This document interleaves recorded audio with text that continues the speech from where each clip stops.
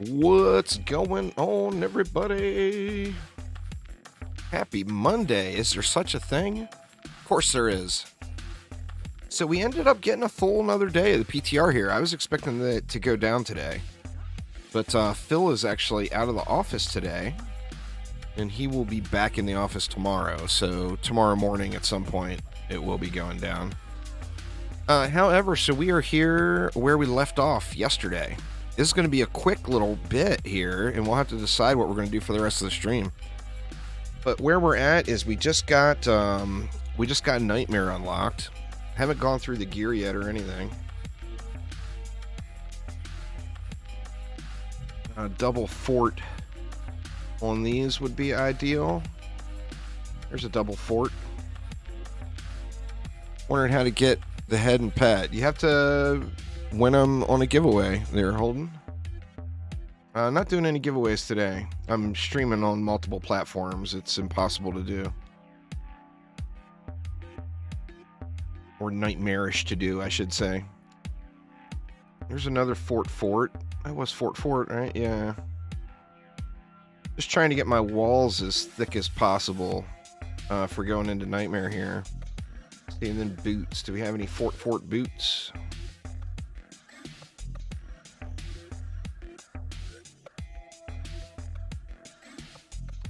Does not look like it. No fort boots. How about any fort on accessories? There's a little bit. Range, rate, range. So we got a little something anyway. What's going on, Nick? Uzar, how y'all doing?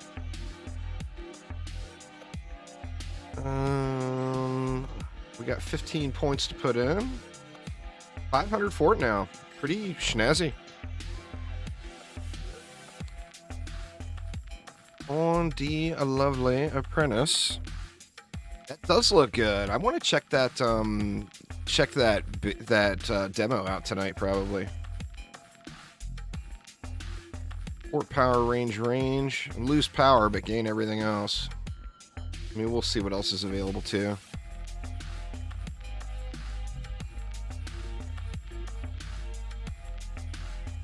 Lose even more power, but gain some rate. I think I'll pass on that one.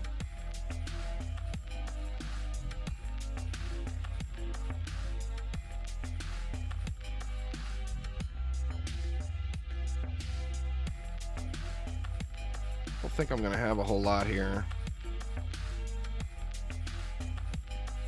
I'm using Malicious Might.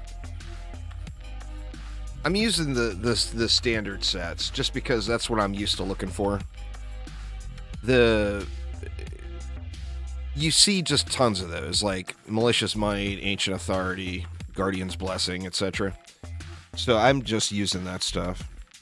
The difference is so trivial at this point in the game that what set you use is not super important. It's more make sure you're using a set. I think we go power here.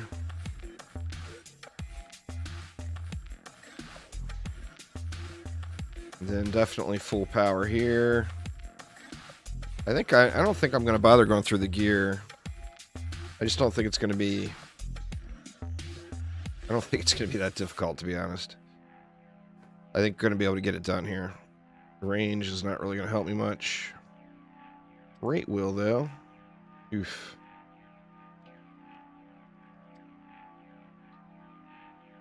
Throw it on there anyway.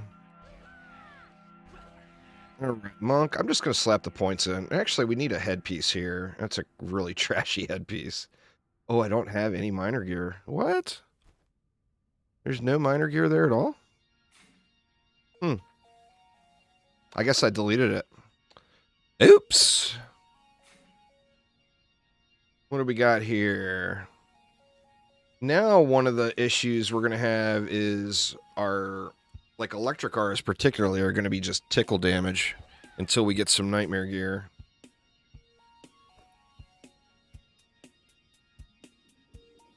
I mean, any of these are going to be upgrades. I haven't upgraded this guy in so long. Fort power rate. I'd rather have the range.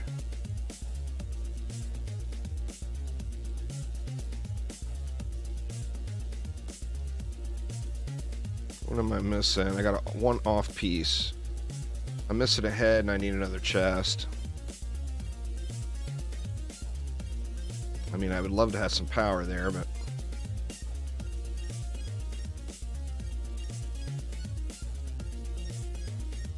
I mean, even that's going to be an upgrade. Even though it's got a bum passive on it. I think that's good. I can grab range accessories here, though.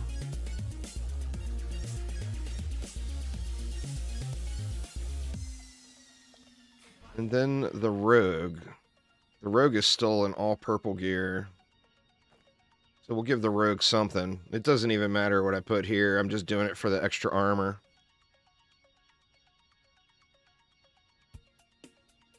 I do want to make sure I'm using a set, though.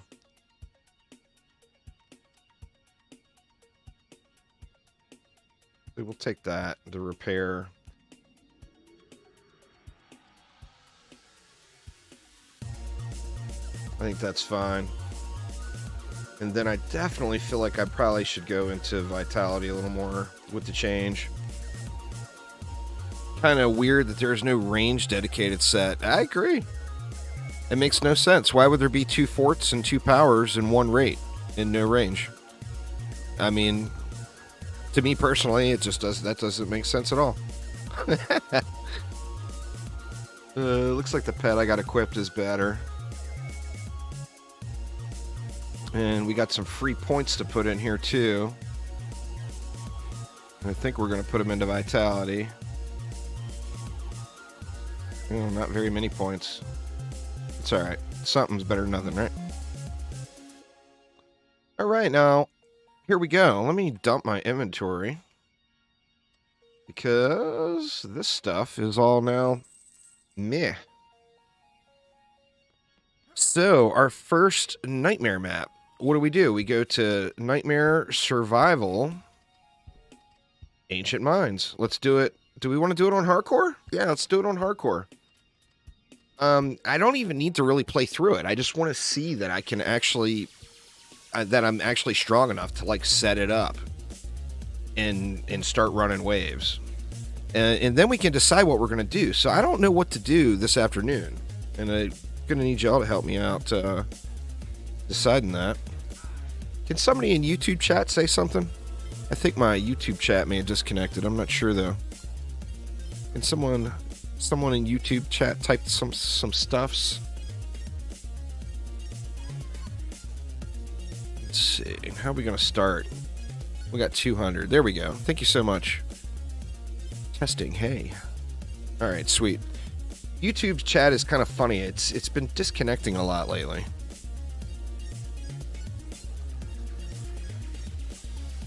All right, I think let's just start off with... Wow, that's a little much, right? Let's start off with this instead. Now, we're going to have to remember we're going to have spiders now. So I'm going to have to place something to kill spiders as well. Ziggurat, thank you so much for following. Oh, absolutely. Absolutely. Definitely get all your thoughts in on the surveys. It's the perfect forum for it because they're asking for information.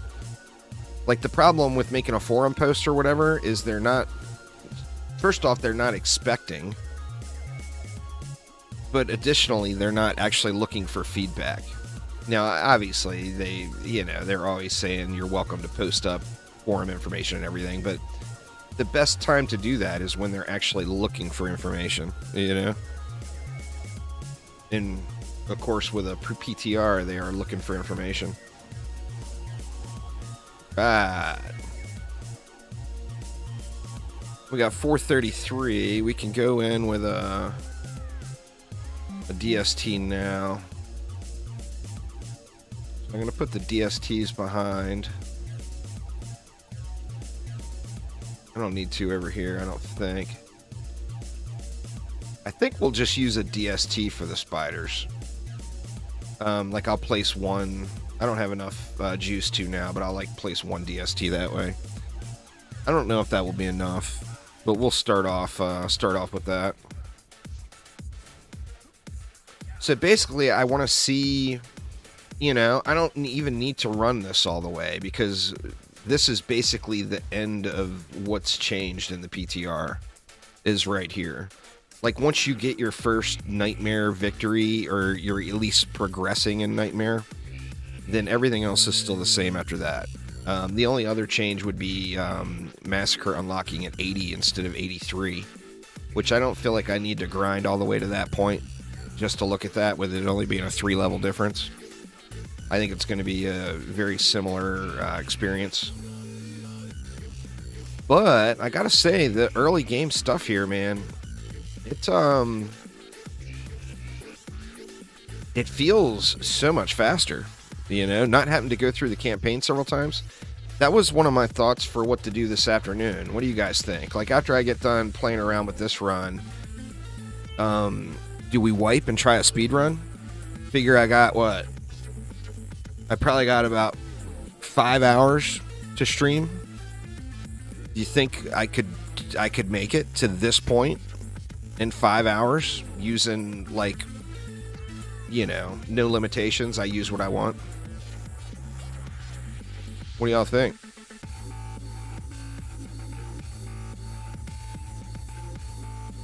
Oh, you know what? We're not going to have enough to do all that. Maybe I have to use a fireball instead.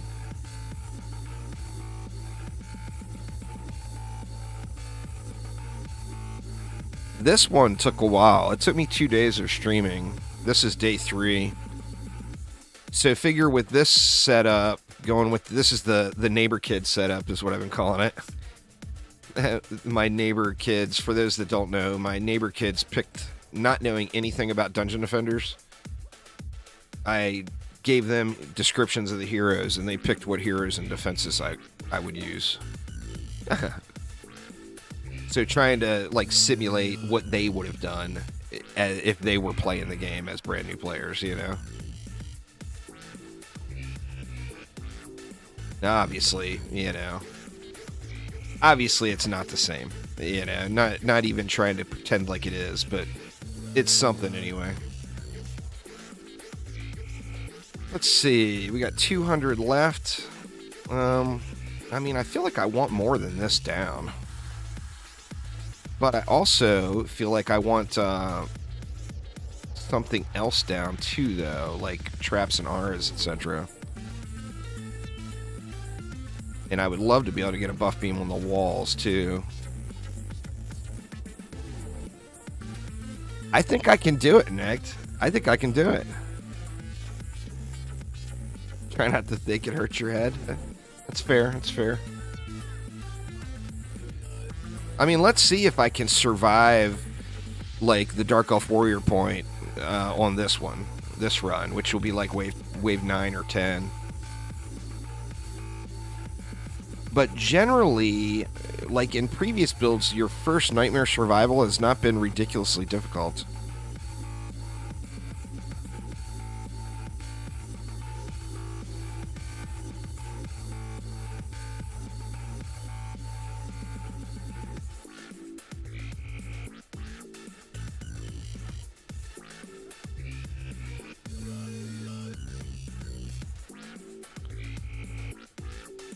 Samaraith, what's up? How you doing? How's things? Long time no see.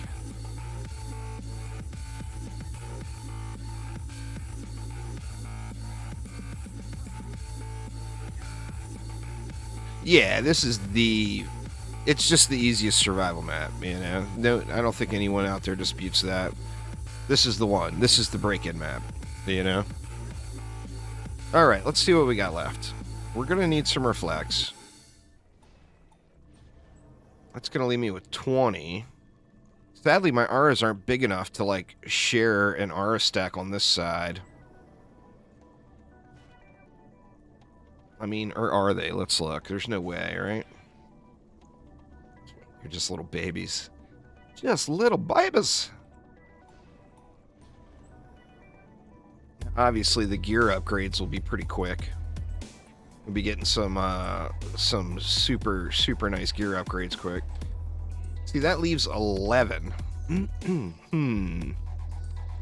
I mean, I feel like the smartest thing to do would be to throw down gas traps to help with the shuriken.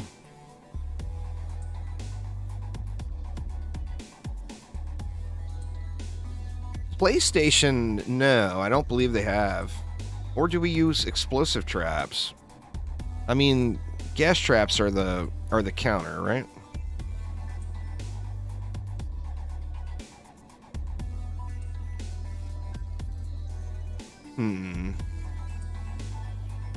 I mean, I could almost use one gas trap, but the coverage is going to be so bad.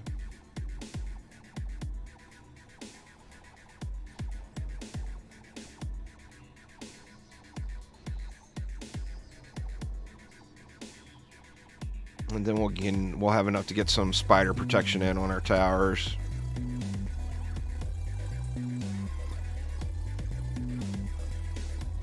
Keep them spooters off our stuff.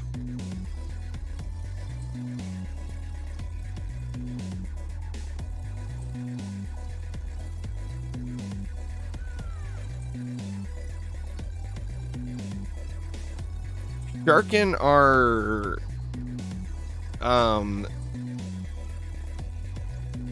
immune to slows, but they're not immune to stun.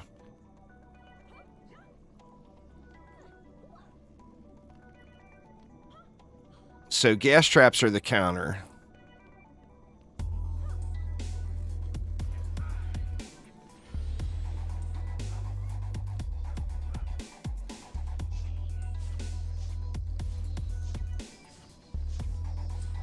Death is the counter.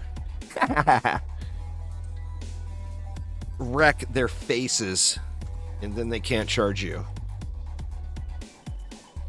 It's the one thing that's effective in every case.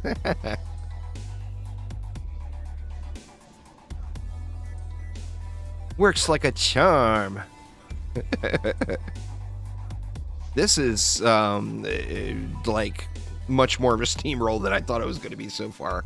Now, granted, I realize it's only wave 4.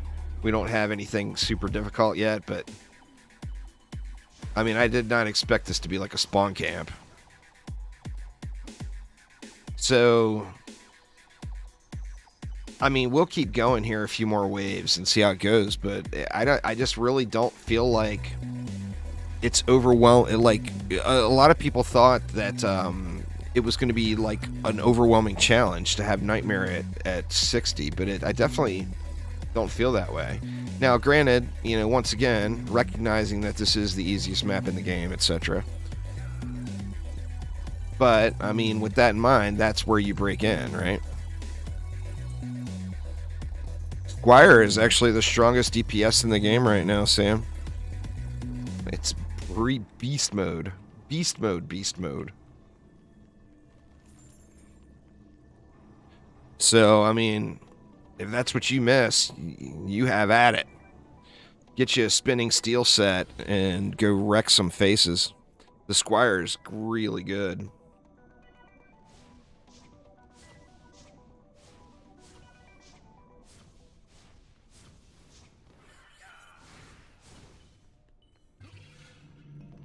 Well, that's the thing, is I don't need to, because this is kind of like the end of the test. It doesn't matter if you can do all 25. It's your first attempt on Nightmare, you know? It's all about getting the Nightmare gear, or getting some base Nightmare gear, and just racking up some XP, because now the only goal... No map completion matters now. The only goal would be getting to level 80. So, I mean, obviously you want to win maps, but it just doesn't matter if you do or not, you know? The rock is a kind of trash now. It's not something you would want to use anymore, especially not leveling. I think they should actually change those around, the pets, because right now the pets are not very conducive to new players. Like the pets that you get as a brand new player are not super useful. Like in most cases, you don't have enough power to sit around on top of something with a gemstone, unless you know what you're doing. No, pets are great, but pets are more end game, is the thing. Like, you know, pet DPS is huge. But you don't get those pets, is what I'm saying. Those pets you get later. Like, you know, this map, you should get a pet that you can use. Like, even if it's a crappy DPS pet, like a DPS pet would be something worth. I mean, the giraffe is worth just for the stat stick value. But it's just a stat stick. It's only that, you know?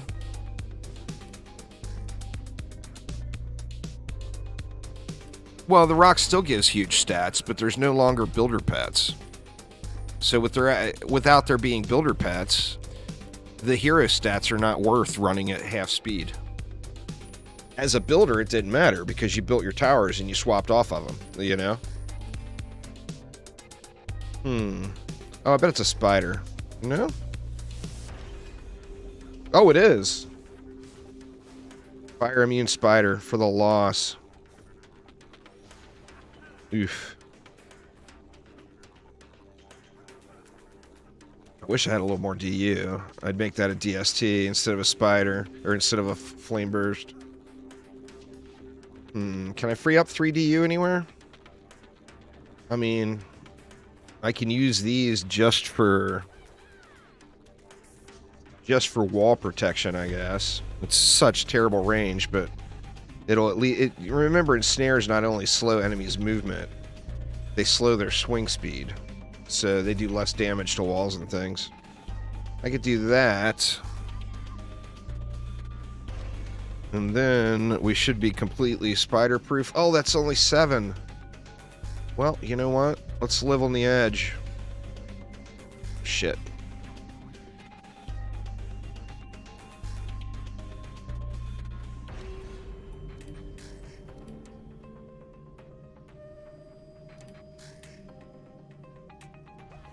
I just delete a barricade. I'll have to pass on that one. All right, let's just spam it around. I think this is like just going to be a typical easy Ancient Mind survival run. I mean, I think that's the case. But like I said, if it's just too much of a steamroll when the Dark Elf Warriors come, the Dark Elf Warriors might come and cleave all this in, and if game over. If they don't, then I can call this run complete. Because, like I said, nothing else has changed past this point. What's going on, Austin? How you doing?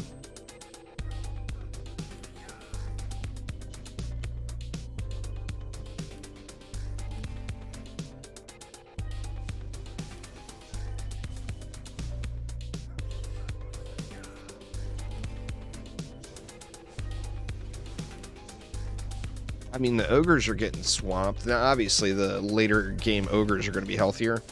But then it just becomes wall repair simulator, you know? Yeah, the rogue devices are more than enough to deal with elemental damages.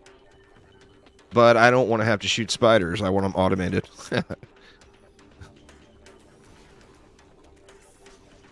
Well, it would make the game crash is the thing. It would be too much information out on the screen being processed at one time. Like, consoles wouldn't be able to run that. And they really don't want to have what happened to DD1 happen to DDA, with it being such a very different game on PC and consoles. They want to keep it the same game now.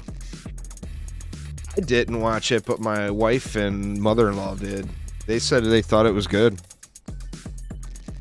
I told them afterwards it was a video game. It was based off of a video game, and they're like, "What?" And like, yeah.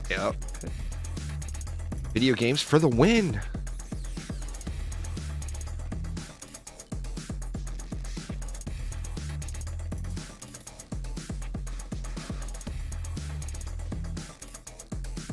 Yeah, it's too much information, you know? The challenge with a 3D game with various elemental effects and stuff like that is, remember, each like each enemy and what they're doing is its own individual process that's all running. So, I mean, the more you dump on the screen, the more it chews apart your CPU. That's CPU calculations, not GPU calculations, you know? So it just chews your CPU performance up. I mean, if it was a top-down, like 2D game or something, they could send masses at you. That would be cool as hell. I would love to play like a true ARPG style Dungeon Defenders game. Isometric top-down view with like true ARPG controls. It'd be so awesome, man. I mean, I wouldn't even care if it was 2D.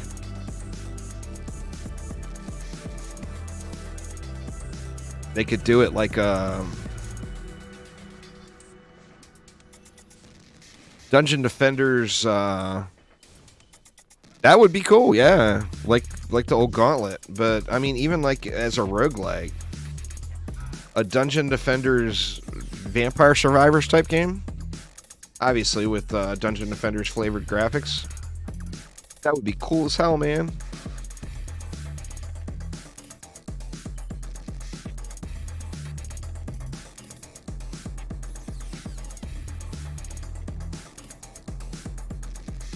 Yeah, I think they got the memory leaks under control for the most part in DDA, though. I haven't had a memory-related issue in DDA in, like, probably 2 years, at least.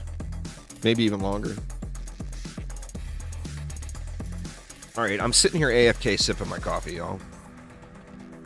I mean, next wave we get the Dark Elf Warriors. If the Dark Elf Warriors don't own me, I think we call this playthrough done. It was...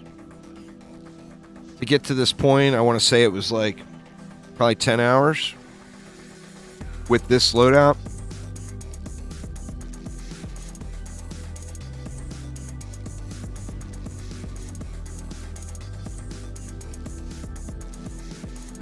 And since I just upgraded that weapon I got, we got enough DPS to actually do damage to the ogres. I mean, we're not shredding them or anything, but we're still getting shots in, you know? Next wave will be the true test. I mean, like I said, I very well could just get steamrolled. We all know how Dark Elf Warriors get. They're very fussy folks. Their mamas did not hug them as a kid.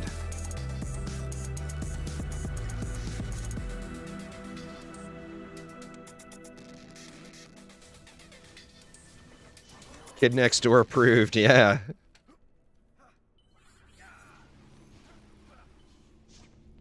Now watch, I actually talked them into playing, and they'd be like, that's not the same thing that happened with me, and I used the exact same things.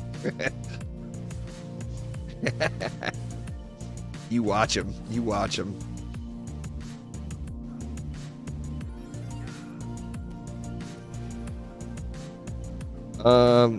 Yes, I mean, that's well known. C10 is coming at some point, early 2023. Sometime in the next several months. We're supposed to get like the first teasers about it on Wednesday. Or we're supposed to get some kind of teasers. We don't even know it's going to be about that. They may not say anything about C10. But yeah, I mean, C10's been promised for over a year. So it's coming. When, we don't know. Will it come? Yes. But when is up in the air.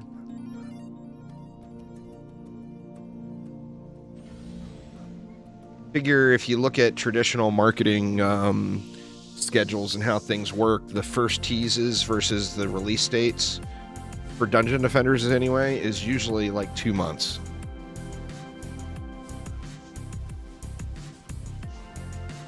Oh yeah, there's another character coming for this game in the next update. This game's next content update is supposed to be in PTR like within a month and a half or so. And then, which means it'll probably be out like in 2.5 months. All right, I didn't even notice Dark Elf Warriors, y'all. I forgot that they were coming. I didn't even notice they were there. We'll go one more wave, just to be sure. But I just really think that we call this playthrough done.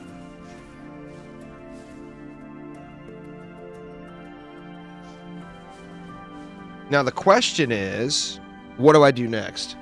Like I said, I got 4.5 hours. Do I try to speedrun it and see if I can blast through it in 4.5 hours? Do I try a challenge and just see how far I can get with like 50% DU or something in 4.5 hours? What's the word? What's gonna happen?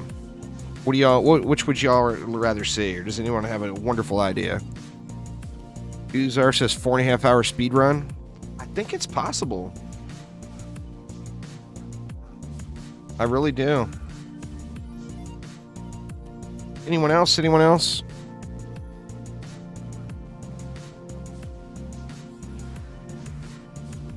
Speedrun sounds better. Challenges are meh. I agree. Sometimes they're fun. Sometimes they're meh. Whatever happened to Orcs Must Die? Well, I mean, they put Orcs Must Die 3 out. They're working on another new product now that they haven't revealed yet. They did say that it's not an Orcs Must Die game, though. All the Orcs Must Die games are super fun. They are all Juicy approved. Not only that, but the studio itself. Okay, here's Dark Elf Warriors. And they just were a non-issue. So I think this is it, y'all. We call this one a done deal.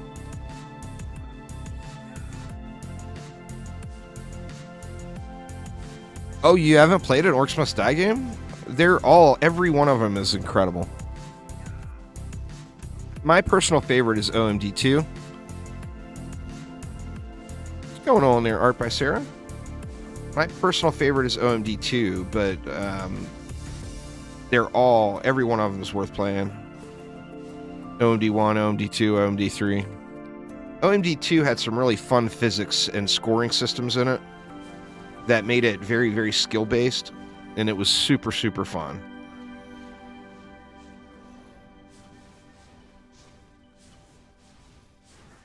Nobody liked it, though, Nick. I mean, people didn't play it, you know? Oh, OMD2 is just a blast to play. I mean, like I said, all of them are. Get them on sale, Sam. They go on sale on every major Steam sale for like big, steep discounts, like 75% off or more. And you just can't go wrong with any of them. And like I said, the company too. The company is made up of just good people. It's like more than happy to support them.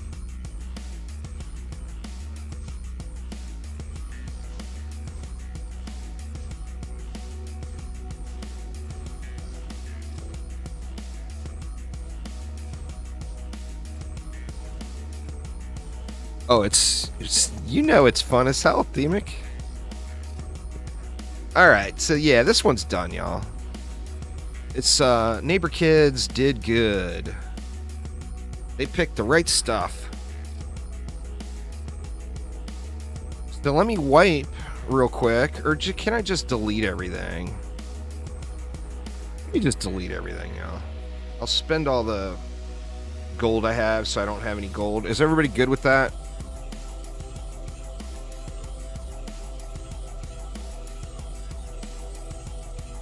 Oh yeah, it's on PlayStation. I don't know if OMD2 is. I know OMD3 is.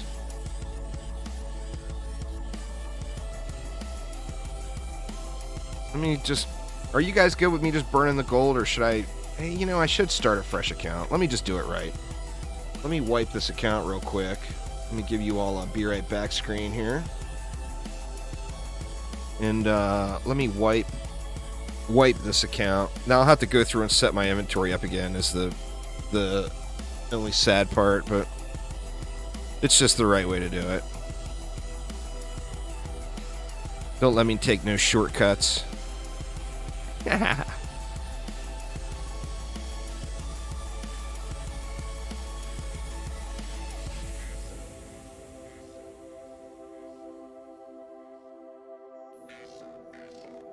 All right. Yeah, I played all the Orcs Must Die games on PC too.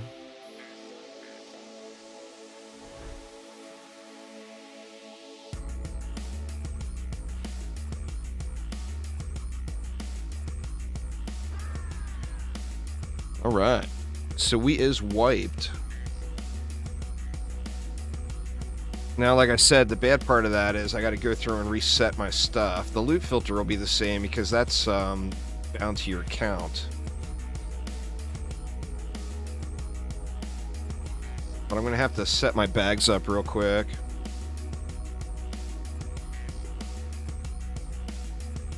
Bag 1. We'll make accessories.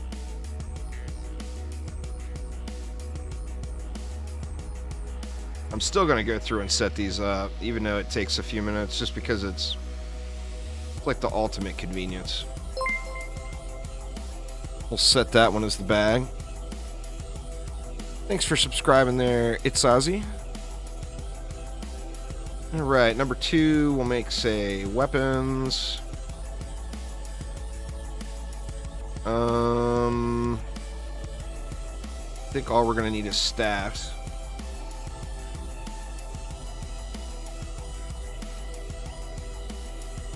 Number 3, there's no point in even going pets. So I guess we'll go right for the armor. First one will be ancient.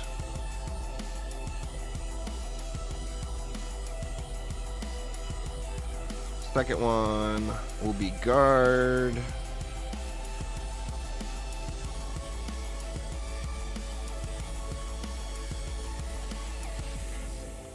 Third will be militia.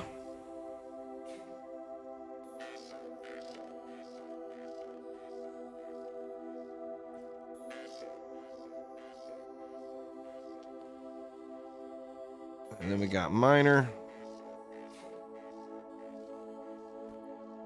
And then last but not least, primitive.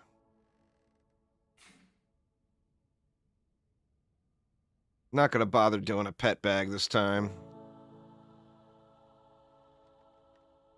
Alright, I think that's good enough for a speedrun type thing. So who's the deck? Let's go with a Huntress for sure. Let's go EV for sure. A monk for sure. I think we go warden here. I'm going to move these around, though. I like the warden here. And then the huntress here.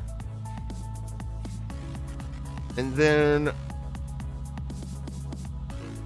Who do we go with the last slot? Do we go summoner for the spiders?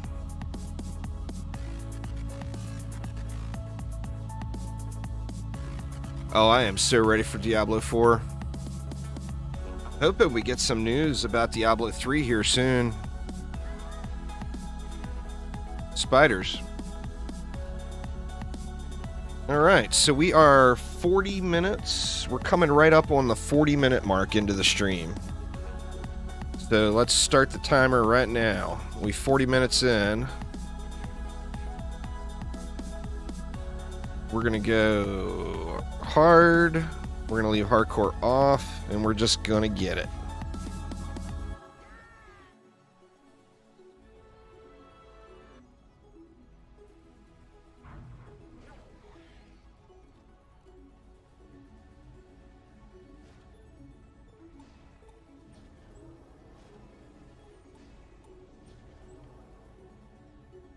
Oh, I am ready. I am so ready for Diablo 4. That is going to be my main game over the summer.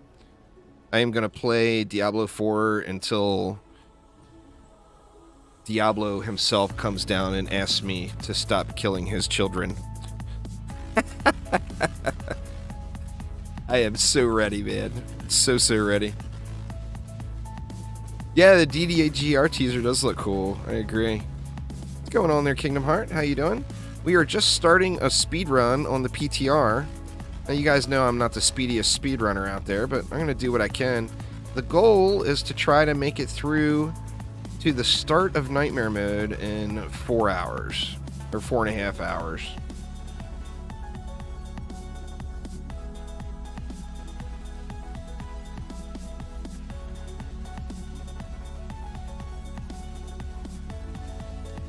First wave blues.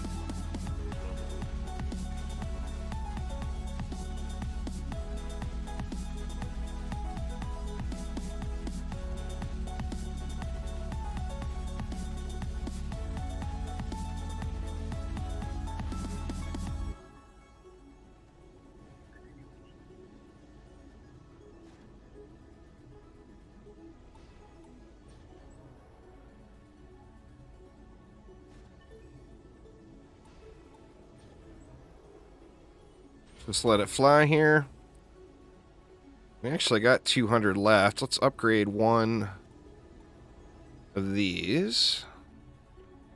And one of these.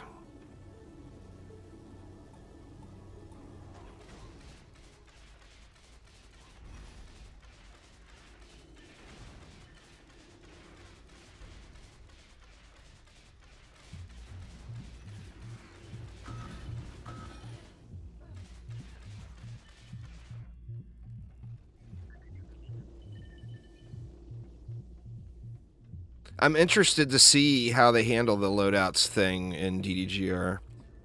It should definitely be a nice addition. Let me just go ahead and start it. I'll kill the guys at the core at the end, and I'll just build during the wave.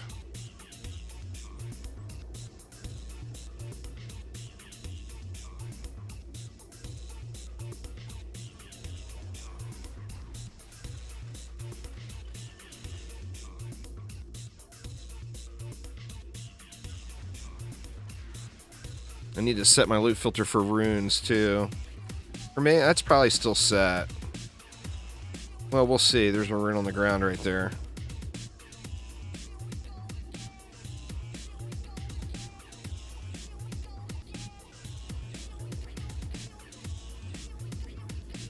Oh, same thing with me. I mean, I think that's the way some people will go gung-ho on one class right away, but I'm gonna play around quite a bit.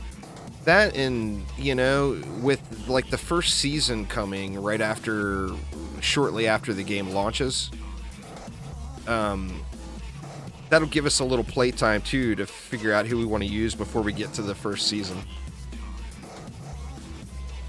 But they said when the game launches, it won't be season start. The first season will come after that, so we'll give everybody a little time.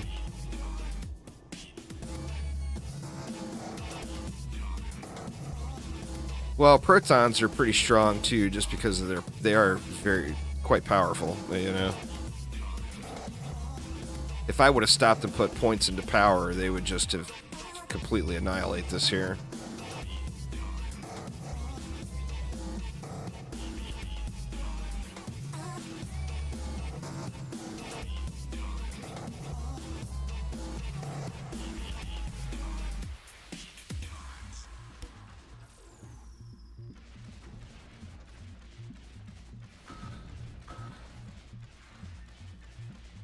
I should have, now that I'm in retrospect. I really should have stopped and put those points into power, because I got free points sitting, and these guys are tough. I got plenty of core health, though.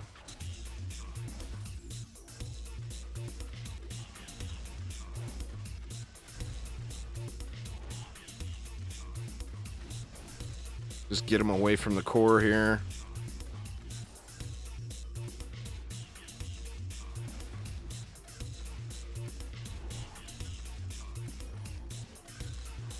Yeah, I'm applying some points here. Just right here, but I mean, that's 8 free points. It's a massive power difference with those 8 free points, you know?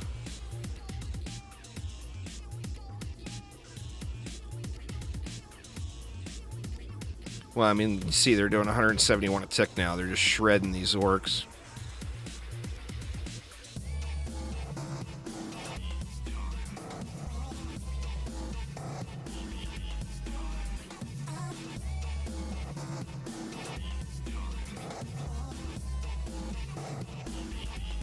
Yeah, this is a hard difficulty start.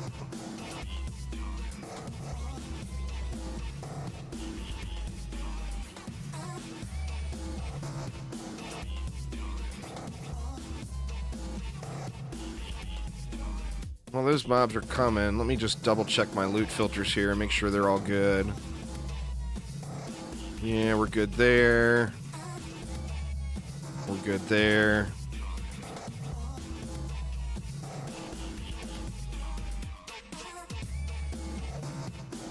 Just staffs.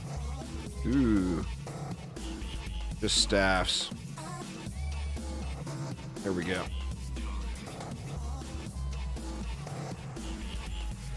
And we got us some runes. Did that last rune get looted? Yeah, it got looted, so my rune filter was already set. Go ahead and head on over to mines. Sea of Thieves? Sea of Thieves isn't on PlayStation? Wow, I didn't realize that.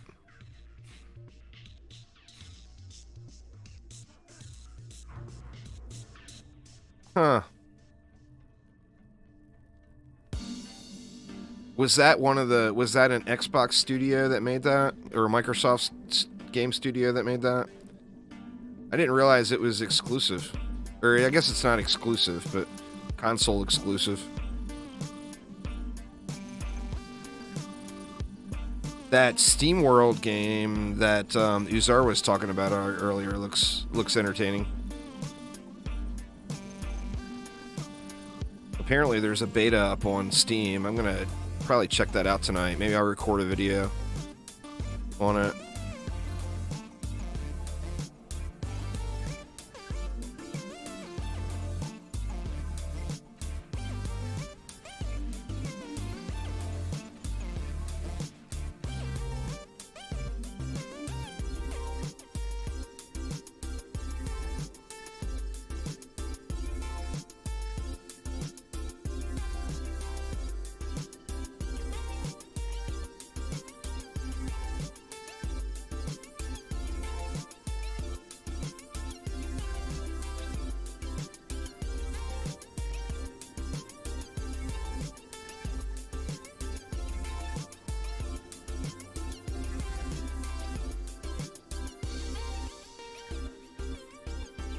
Yeah, it's PlayStation exclusive. It'll be PlayStation and PC.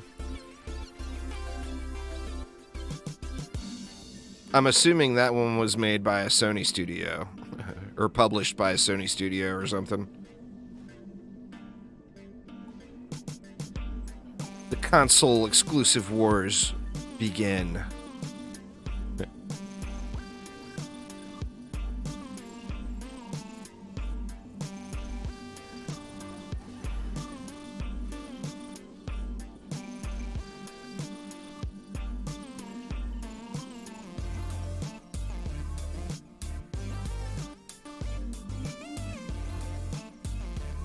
Here you go, y'all. I'll impress y'all here with my my crazy large R size here in a minute. It'll be glorious. Yeah, I don't like that. Let's cross them.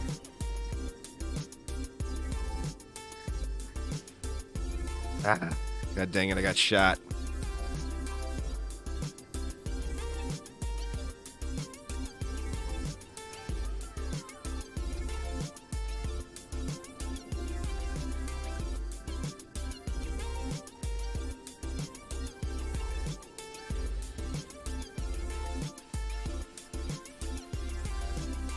Need to get us a snazzy weapon here soon.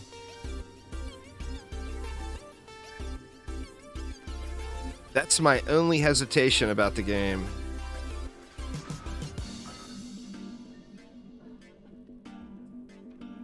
SteamWorld Dig, they did some really scummy stuff with the music, the copyrights to the music. They sent out free Steam keys to content creators, and then they copyright claimed all of the videos, and that way they could have all the advertising revenue.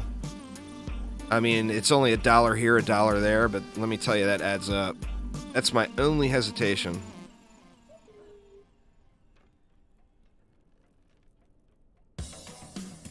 Maybe it was a different developer making this one and the same publisher or whatever.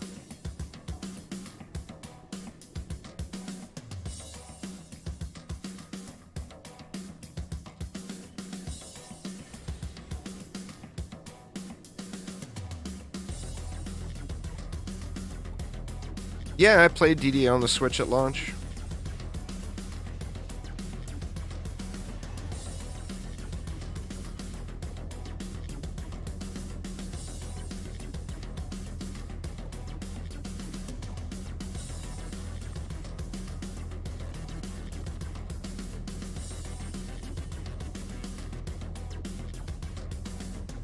Too grindy for me to play it on to try to keep up with all the different consoles. When cross saves finally become a thing, I will probably do weekly streams on each platform.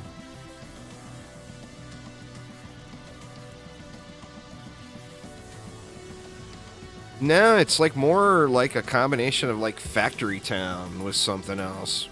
It's definitely not like Civilization at all.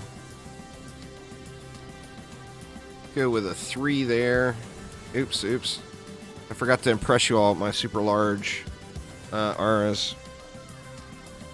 Does it have a tower defense element? I guess I didn't make it that far in the teaser. Oh yeah, look at that boy. He's thick. Let's go ahead and put some points in there. That's embarrassing. That's embarrassing, little fella.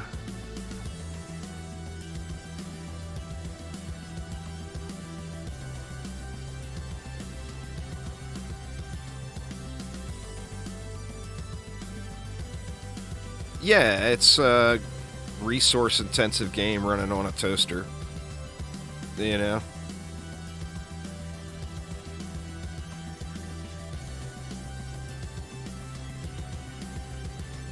That's the problem.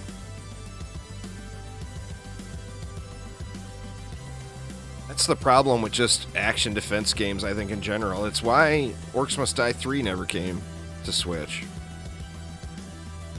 They just said the game's too resource intensive, there's too many calculations, it just isn't going to run good. So they just didn't even bother putting it on Switch.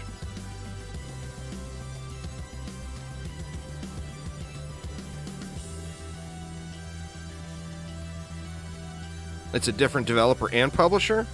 Well, that's what I like to hear, because like I said, that was a little dirty. Shit, man, I forgot about the ogre here. Gotta take him for a walk. Come on for a walk, mister.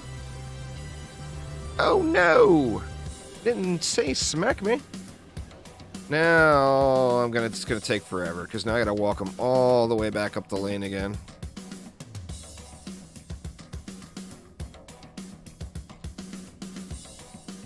Try not to let him smack me this time, though.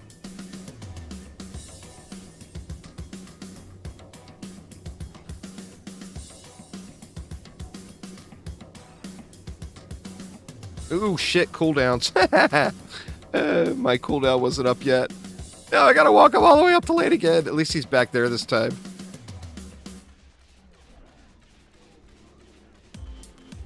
Come on, homie, get up in here. You know you wanna.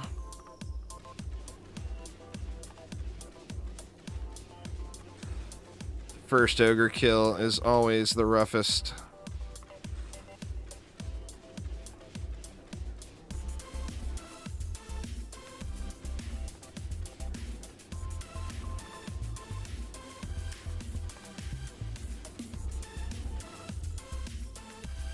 Should be able to get him here on this pass. Is the game constantly going forward and not one map?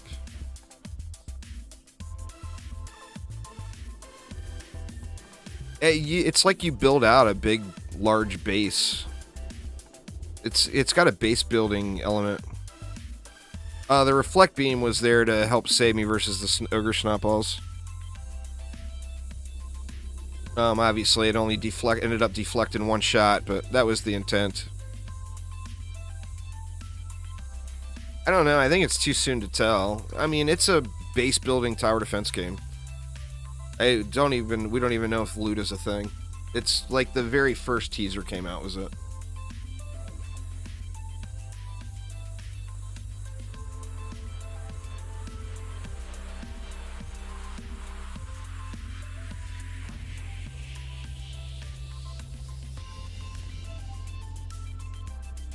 Right, we should have flyers on this one, right? I'll get some spawn campy type stuff in after we get the basic setup going here.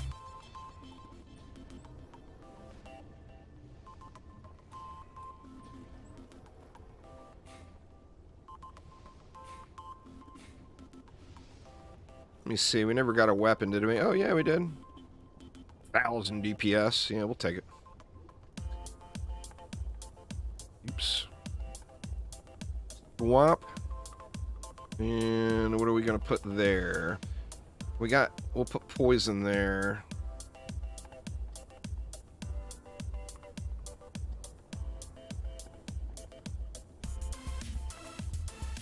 Some of those runes out. We'll equip that just for the points.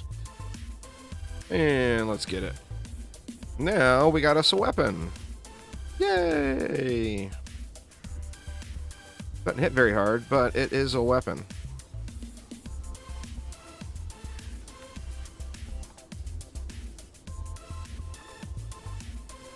Oh shit, I forgot to build anything. Or no, that was wave... Oh, that was just wave 1, okay.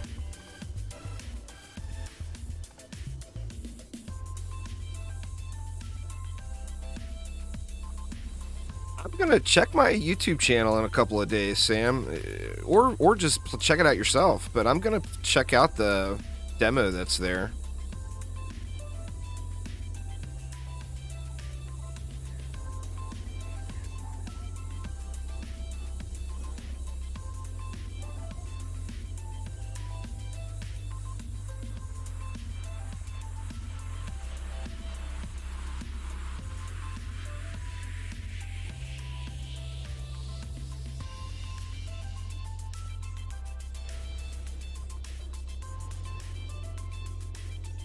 See, what do we want to do? We're gonna have... I'm pretty sure the flyers will come in on this one.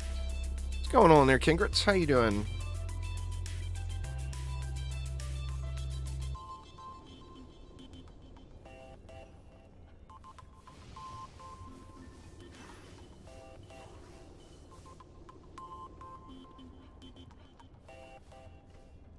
I'll just throw a harpoon here to help me out with the flyers.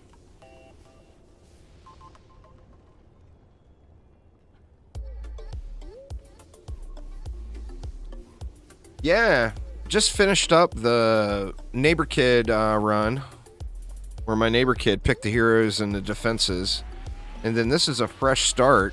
We're just 3 maps in.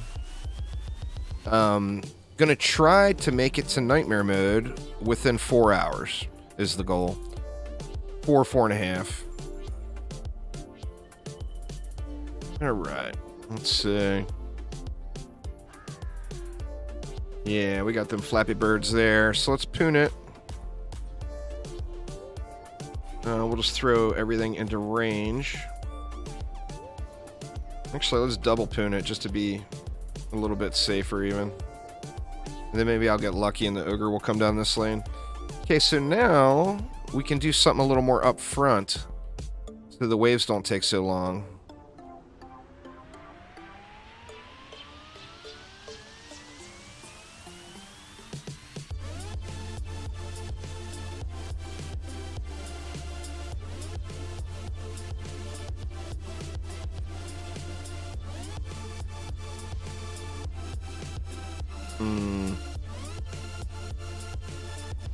What do we got left? We got 4 left, is it? Guess we'll just do that.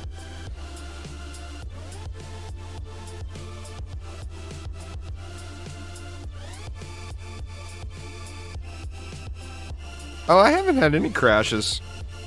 It's probably just, it's probably some kind of PTR bug.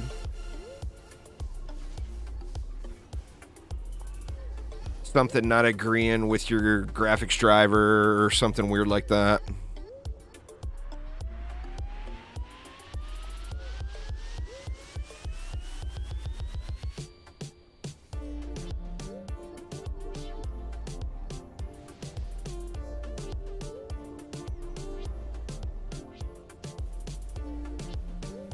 Did we even need those harpoons? We'll find out. Which one is hitting harder?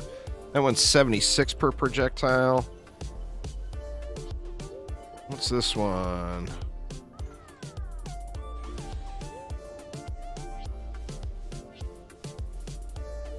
$87. So the poison one's hitting a little bit harder. That I just like the projectile better too. The little glowy balls. Glowy balls for the win.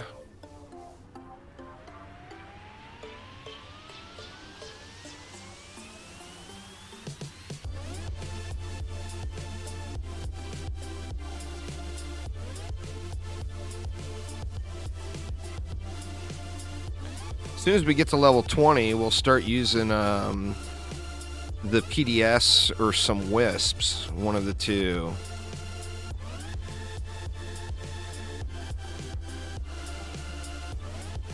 Protons are the hardest thing in the game, or the most powerful thing in the game at level 1, or at level 0, like when you very first start.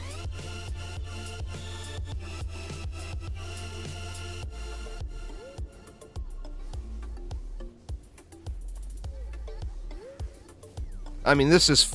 I'll be doing full meta stuff here, just to try to get through it as quick as possible.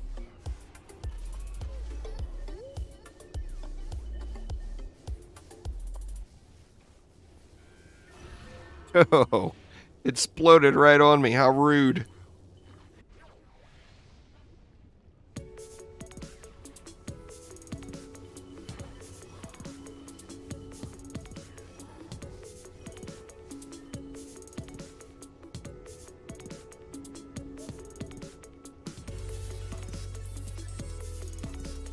Getting a little bit of loot. We can do a real quick loot check before the boss.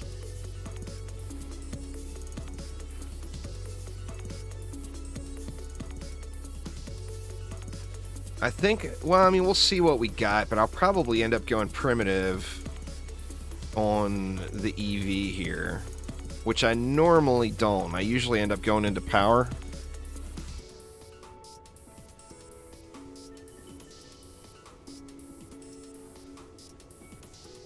I think this is pretty good, really. I just don't know what to think about the whole being able to skip all the maps. Like, to me, as a person who's done it 6 million times, it feels like that makes you get through the early game so fast. But, on the same note, if that's what people said they want. People said they don't want to grind the campaign over and over again. So, I mean, I'm good with it. You know, if that's what people want, that's what people want. But it does feel like it goes really quick. Now, obviously, everyone's not going to have the same experience, and everyone's not going to be trying, especially a brand new player, their goal is not going to be to try to blast through the massacre as quick as possible, you know? Where that's kind of my goal in this one is to get the nightmare, but you know what I mean? Well, the XP doesn't slow down, the scaling goes up. It's DD1 scaling. It's directly, literally, number for number, directly from DD1. So at level 70, the amount of XP required to go up to the next level goes through the roof.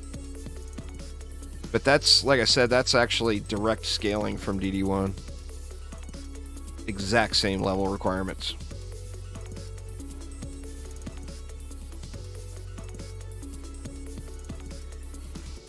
Once you get, you know, as your first play, but it's way fast. Even though the numbers are the same, the actual leveling is insanely faster compared to DD1. should have threw down a little reflect here. This dude's tanky. Oh shit, man. Thank God you respawn quick.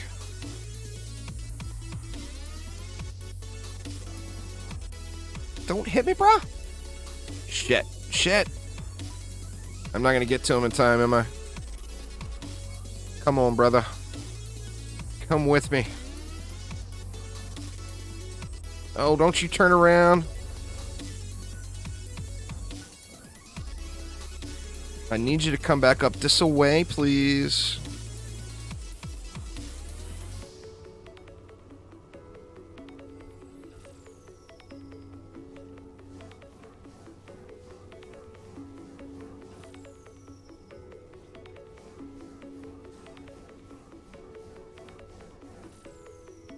These ogres hit so hard till you get some gear.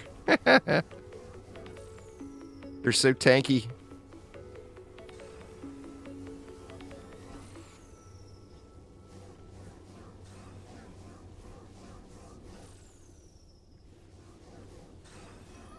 All right. Elk Labs, here we come.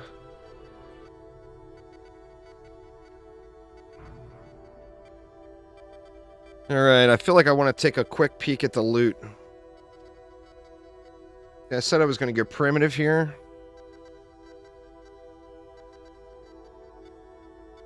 Man, the first blue drop is inspired. That's alright.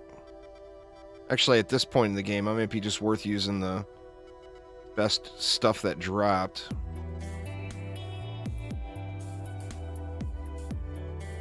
And not worrying about the set bonus until we get a few more pieces of gear on the ground. Alright, then get those back in. Let's put guard stuff on the monk.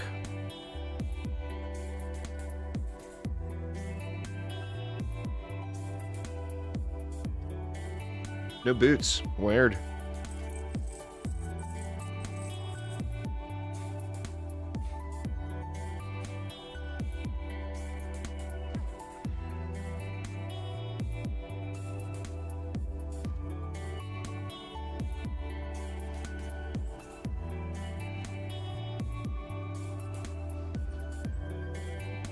Level 13. We're not quite at the we're not quite at the Wisp or PDS stage yet.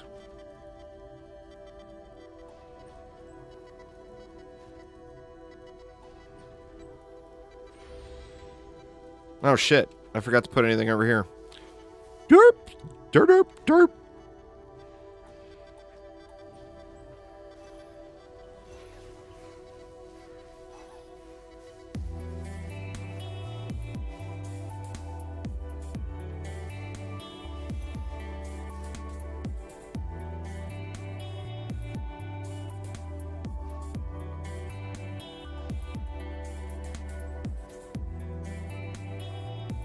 Yeah, I did a video. There's a video on my YouTube channel, how to do it, Hagbert. If you just search it on YouTube, you basically have to just manipulate your save files a little, and it's not against the TOS or anything. You delete your save file, start the game as local, which creates a new save file. Then you log out, and then log back in as online. And it'll ask you, do you want your old or new save file? Or, like, if you wanted to keep your gold or whatever, just delete everything. You could do that too. If you didn't want to mess around with all that file funny business. File funny business.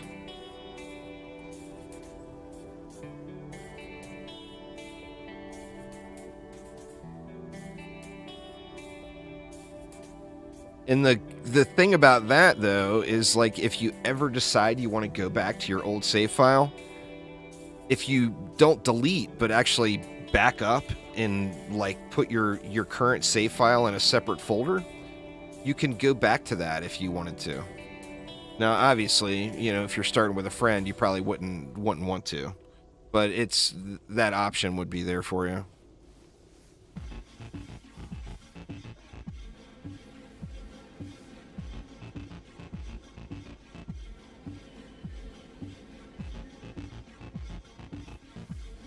Oh, no problem.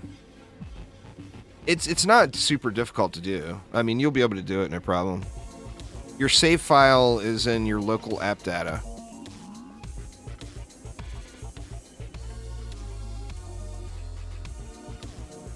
Yeah. Like Andreas said, if the friend ends up bailing on you and you want to go back, you'll have that option.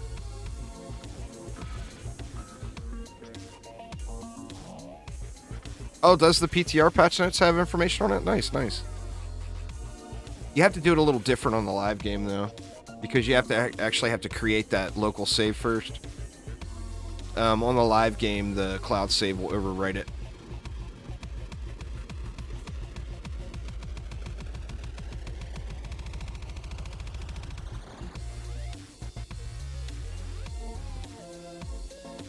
Alright, what do we want to do?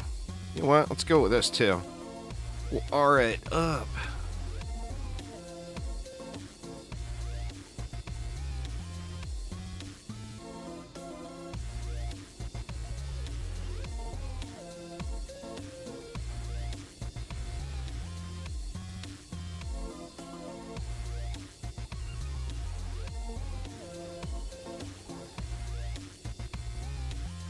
Gonna give us 4 left. We can do whatever we want with.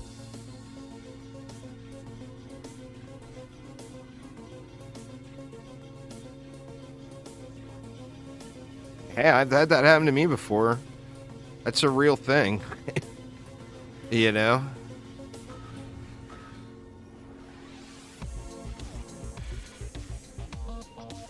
Oh, man. Am I gonna have a problem with this guy? Try to get him away from the core. Nope. Shit, I shouldn't have switched. I don't have enough power to kill this guy. I don't know if I can kite him all the way back around.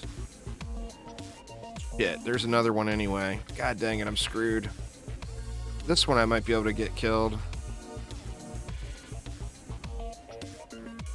I was being a little cocky there.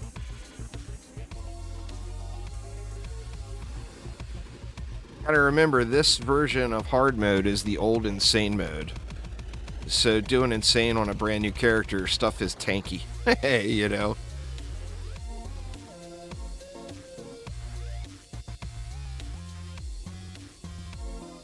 Let me hit a few upgrades over here.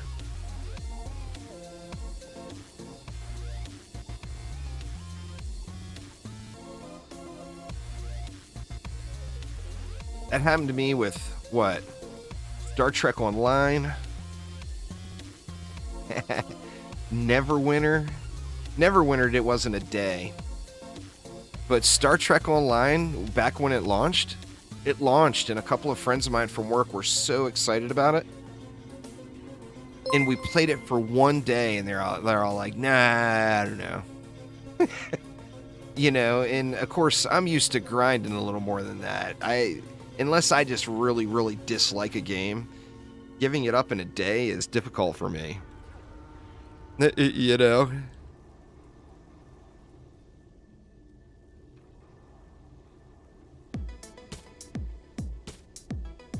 But yeah, Star Trek Online was the worst example of it for me personally. But when I worked at the casino, a lot of my coworkers that I played games with, they were like strictly PlayStation. So, you know, they were bouncing around to a lot of different games.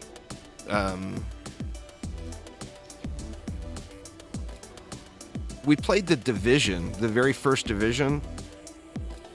Thank you so much, Kingrits. I appreciate it a ton. We played the very first Division together for a good bit. And then I ended up pulling way ahead of them. And they stopped. Well, they didn't stop playing because I pulled way ahead of them. But of course, I grinded it a little harder than they grinded it. And then I would toy with them too. I was mean. I was mean, y'all. I was. I remember one of them was about to... If any of you all played that and know how that Dark Zone rep worked, I had one of them that was about to go up in rep far enough to go get himself a new weapon. And I was running through the Dark Zone over to the place with him to make sure he didn't get into trouble. And I left group and killed him. I thought it was the funniest thing ever. He was not overjoyed by it. I mean, I helped him get the rep back afterwards. But... yeah, he was not overjoyed by that at all. Sorry, Jesse.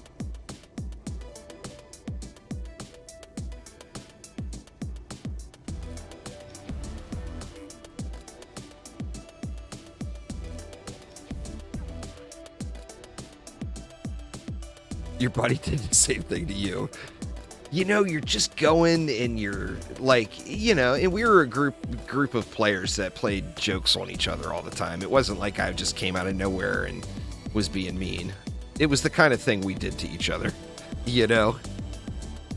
I mean, we'd always help the other person overcome it and get through it afterwards, but doing it was a thing that happened.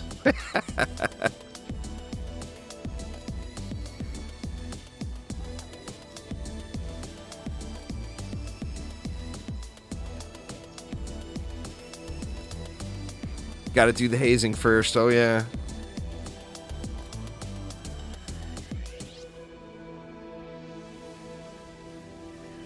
All right, I didn't put any walls in here, which kind of makes me think that was probably a mistake. I wasn't even thinking. I'm thinking I'm playing, shit. Oh, shit. Oh, my God. What a dumbass.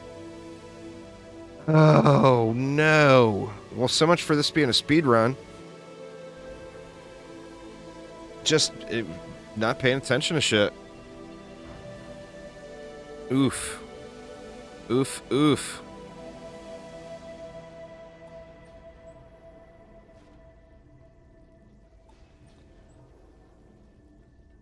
Not putting walls in on this map, your first time doing it is not a smart move. Just isn't.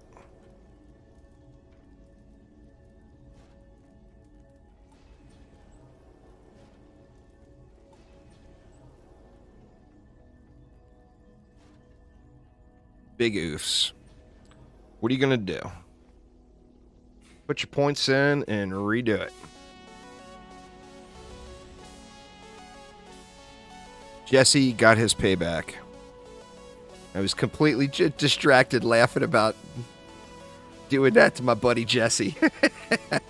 That's what happens when you're mean, kids. Don't be mean.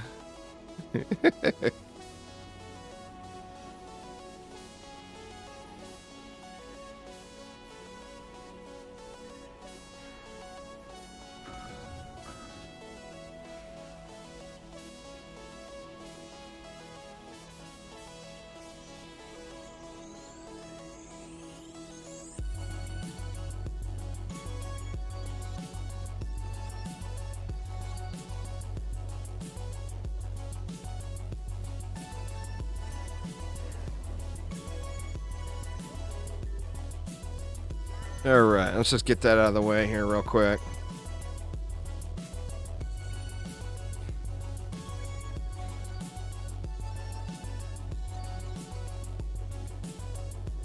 Problem solved.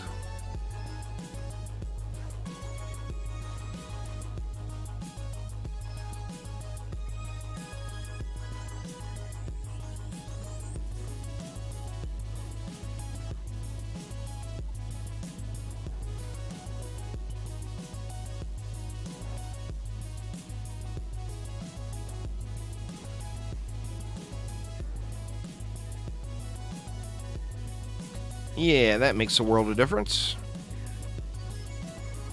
Should have put the front side up first. I got it off.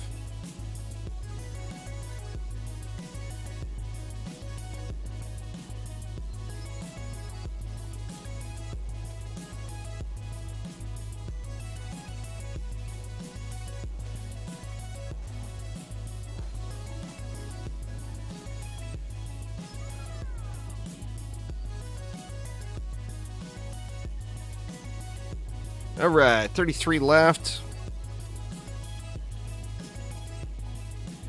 Just drop some R's in.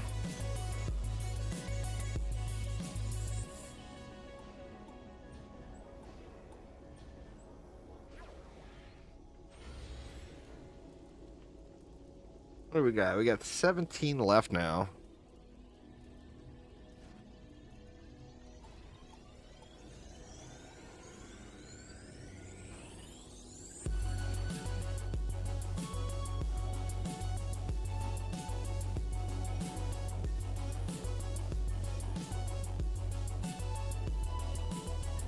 I'll probably get a nice staff here too.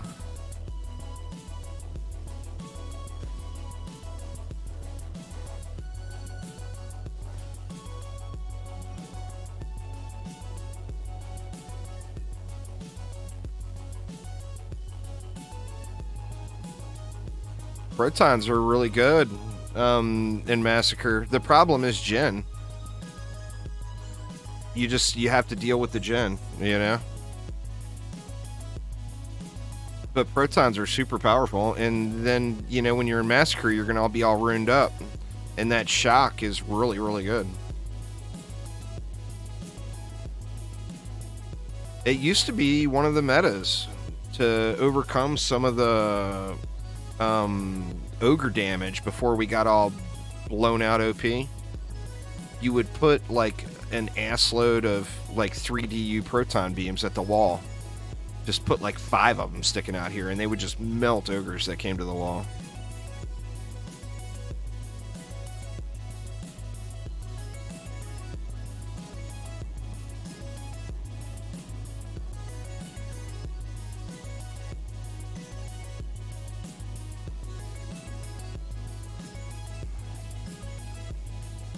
Oh, I never got the next beam in over here.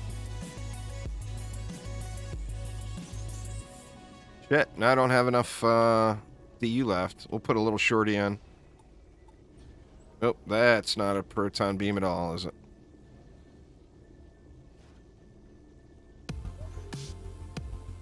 Oh man, that stinks.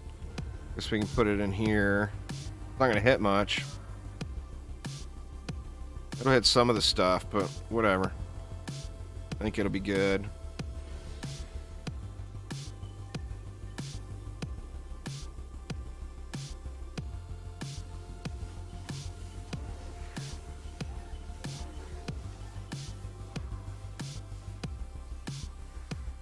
They actually do really good against ogres, Andreas, because the stun is so effective. It creates a big, like a big pile up of goblins and stuff, and the ogres can't walk past.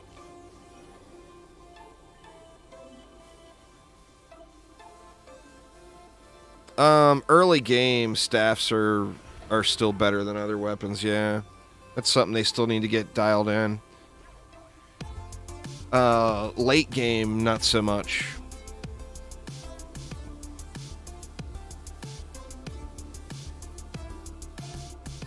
But yeah, early game, they are a beast.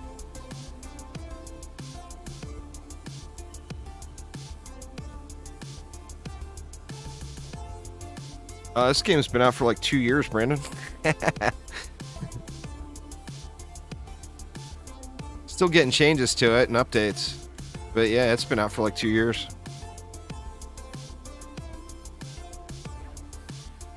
On PlayStation, Xbox, PC, all the places. Switch.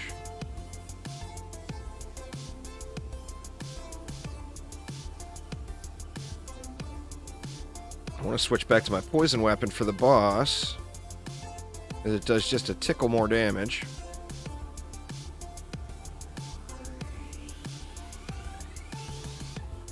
Yeah, it's fair. It's very different than DD2. DD2 is kind of the different game in the franchise. This one is more like DD1. So if you played that, it will feel very similar or familiar to you.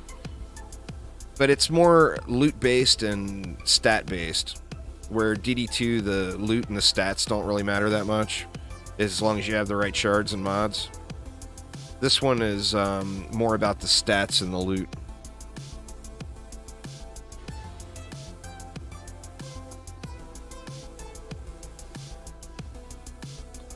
It gets boring, though, is the thing, is when you stick with something for too long. It's nice to change things up. Gives everything a little more pizzazz, you know? Shit, I forgot I don't have grenades anymore.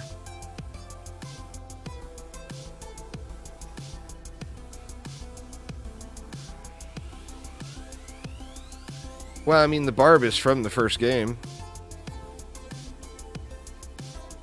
We don't have a barb in this one yet, but I bet you it will. The barbarian's been in every Dungeon Defenders game. It's a fan favorite of lots of people. So, I mean, I wouldn't be surprised at all if the barb came to DDA. Oh, you're on console. Gotcha. Didn't get the full experience, sadly.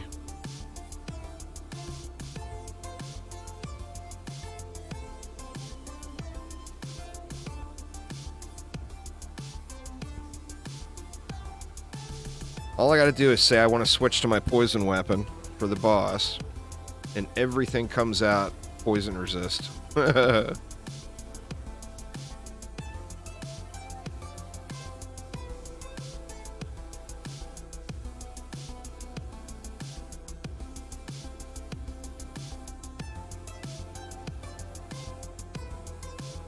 Yeah, I mean, you know, consoles have their benefit for sure, but you have to play with whatever you're comfortable with.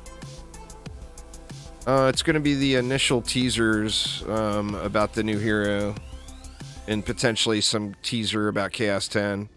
It'll be like initial reveal type teaser information. It's not going to be any big groundbreaking mark your calendar type thing. It's very, very early for that whole thing. So it'll be like maybe some in-game footage of the new character. I think that'd be cool, Aramir.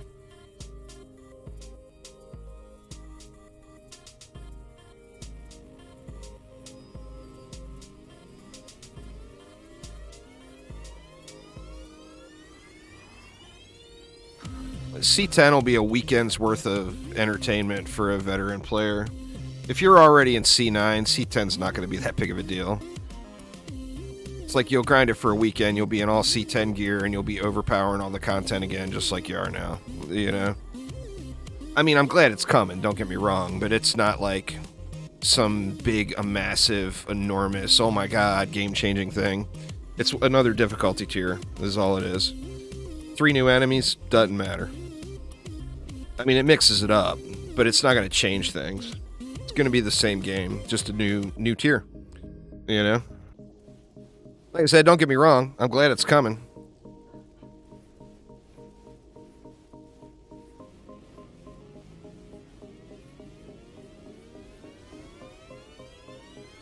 Man, it's going to take forever to kill Homie.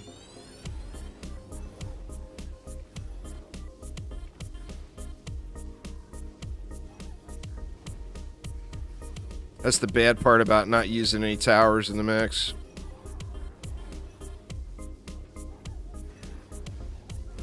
Oh shit. That screwed me big time right there, y'all. This is another loss. Holy crap. There, none of the wall held so far. I might be able to recover from it, but that was super sketch.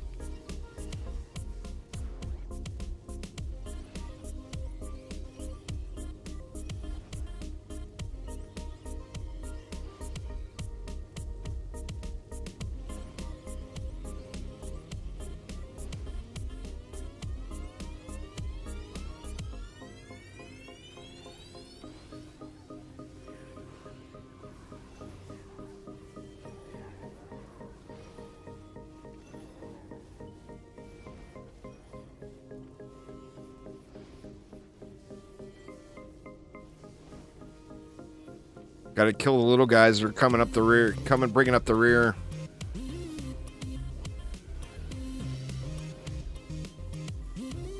Good lord, man.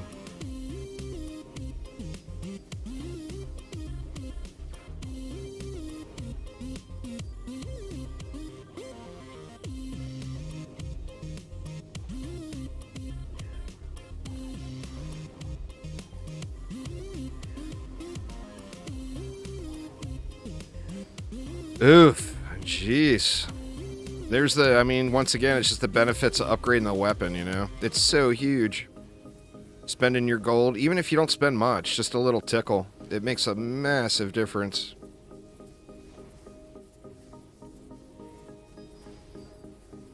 This guy's gonna take a month and a half to kill. Oh, you went to level 21st in mines? That would probably be quicker, huh?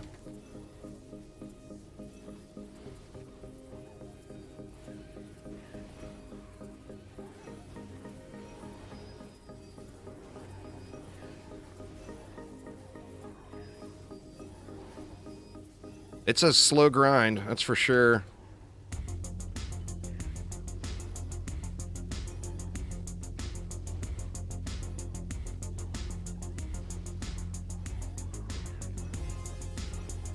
It's a 5% drop chance. That's public numbers. Getting it on your first try is pretty lucky.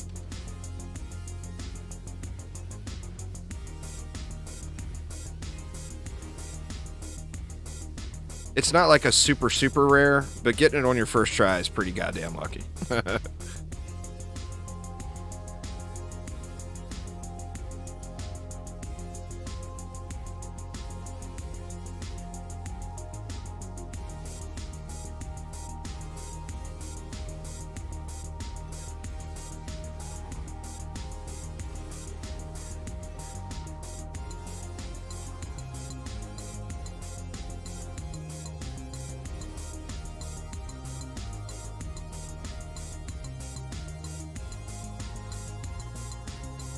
God, this is painful.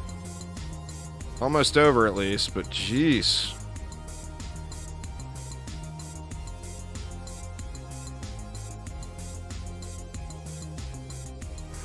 Good lord, man. The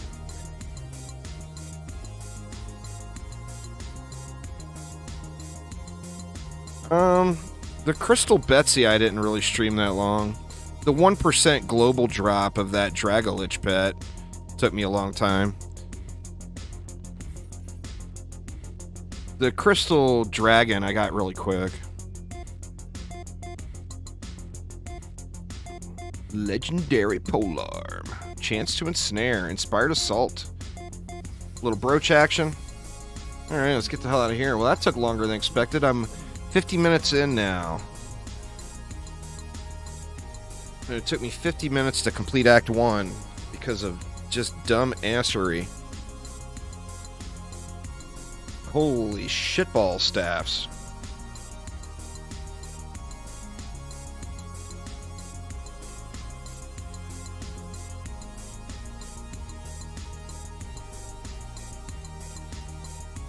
Wow, I still don't have a chess piece yet. That's crazy, huh?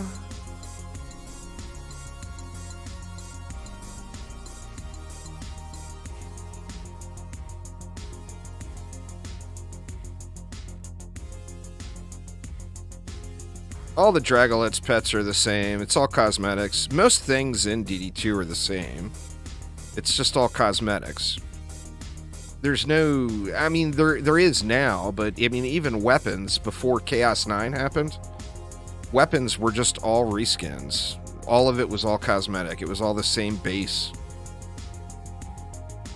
Some guns and canisters had different shot types, but that was it.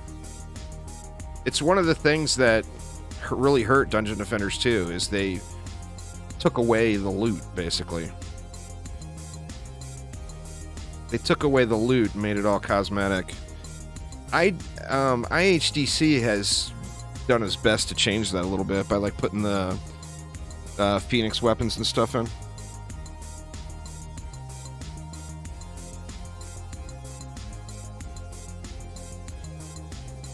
But yeah, every Dragolich is exactly the same. 100%. They're just a different color.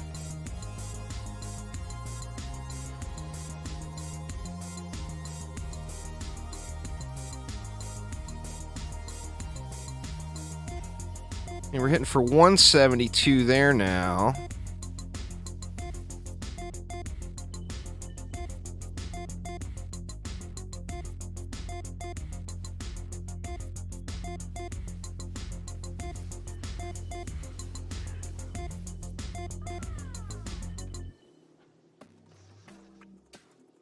Early game it is. As a brand new player that's level 16, staffs are better, yeah. When you get to the end game, the crossbows are better.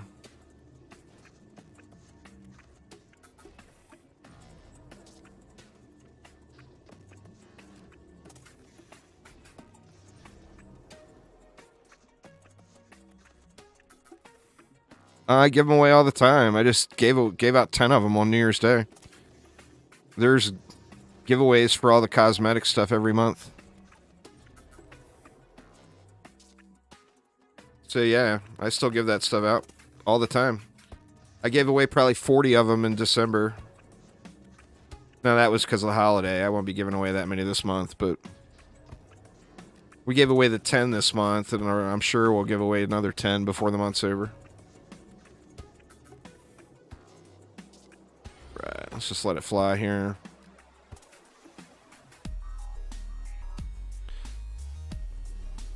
But yep, I like to get that stuff out there as often as possible.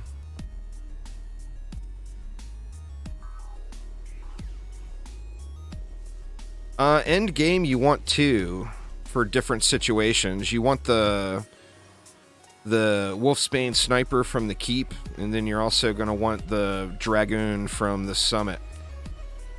And the dragoon is going to be better single target damage, and the Wolfsbane sniper is going to be better for like endless mode or clearing packs or whatever, because it has pierce.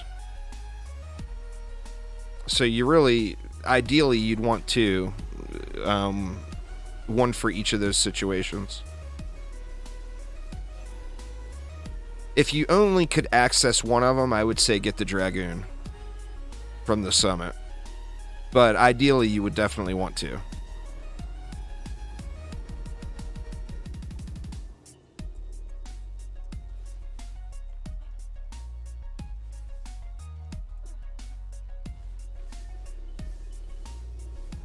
There is no duplicate codes that go out, so I mean, anyone that won a code and that code is specific to them only. There is no dupes. They're all single use. So, considering they never contacted me, I'm gonna go ahead and just say that they lied to you. Because that's not how it works. Like, you know, a code gets generated, it gets sent directly to them. Now, if it was a code I posted publicly, and it was the first person to snag it, then yeah. But obviously he wasn't the first person to snag it then.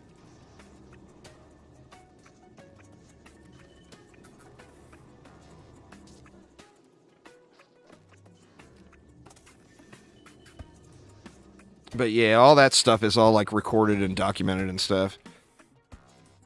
I have to tell Chromatic where every single code goes.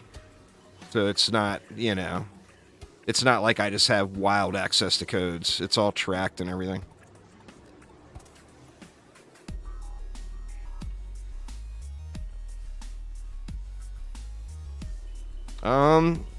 Well, you'd have to be here during one of the live stream giveaways or one of the giveaways on YouTube. So the best way to win a mask is to keep an eye on my channel.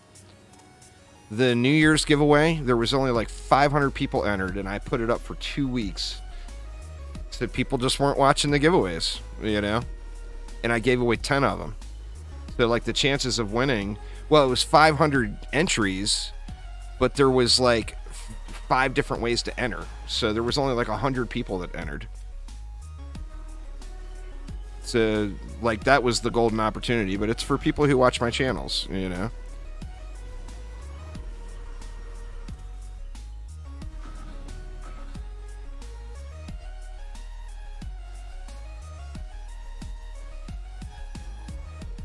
No, when there's a giveaway, you'll know there's a giveaway. It will say giveaway. Today, obviously, is not that day. There's various different ways giveaways happen. But keep an eye out for a giveaway. I mean, I don't know what else to say.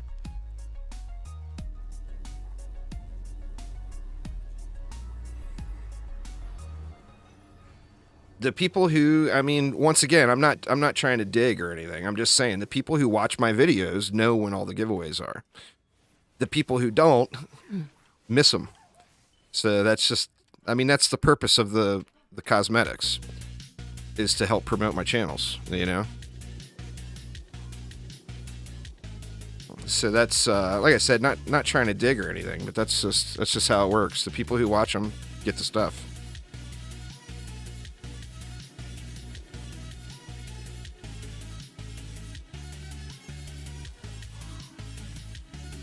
Oh, good, but he's still sneaking in.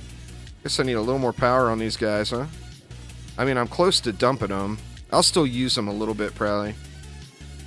But I'm going to be switching it up to Wisps here pretty quick, probably. Or I might do the PDS, but I was thinking Wisps.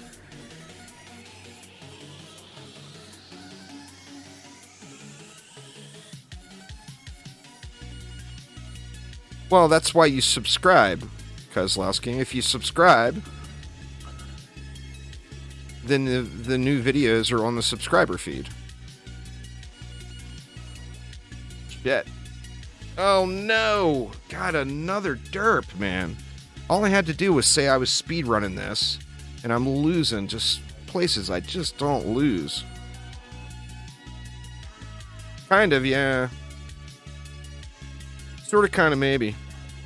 Like the bees. I mean, it is the Dryad is the character, so it's the original Dryad. I'm just not the guy that ends every video with, don't forget to subscribe and hit that notification bell, blah, blah, blah, like you see on all the other YouTube videos. But they're not lying. If you do that, you know exactly when every new video comes up. You know, I just don't like that hard sell. That's why you never hear me saying that. I've actually never, ever told anyone to hit the notification bell. Not once.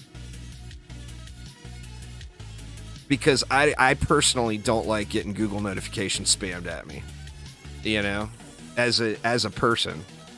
So I have a hard time suggesting other people do it.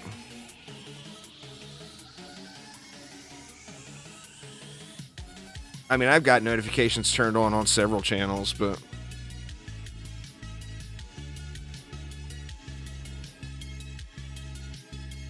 I don't do it on all of them, you know?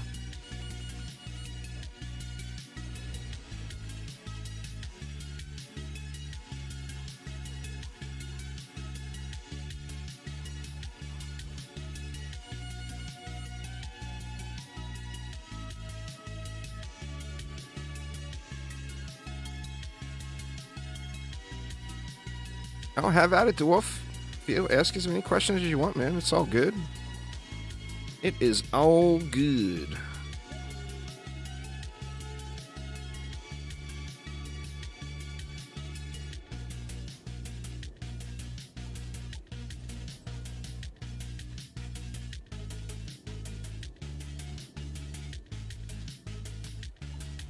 It's kind of your call. I personally would say get to Massacre and get your first survival win. But it's basically up to you.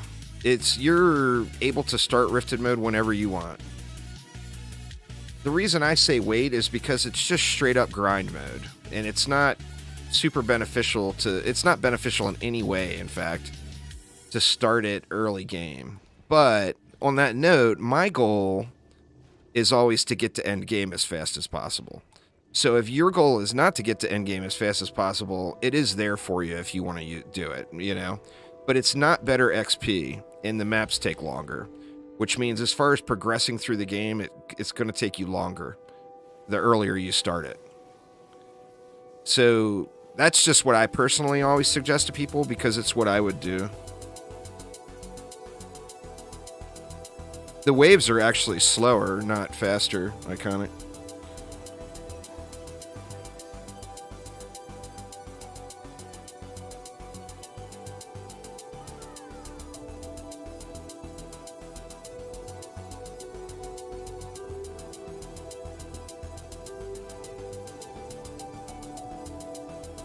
I'm streaming on Twitch right now.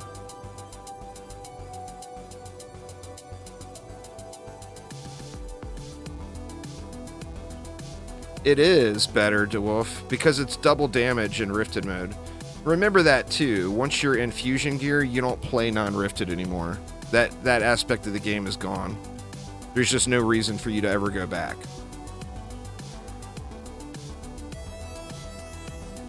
Yeah, it's all good, man. I appreciate you watching wherever.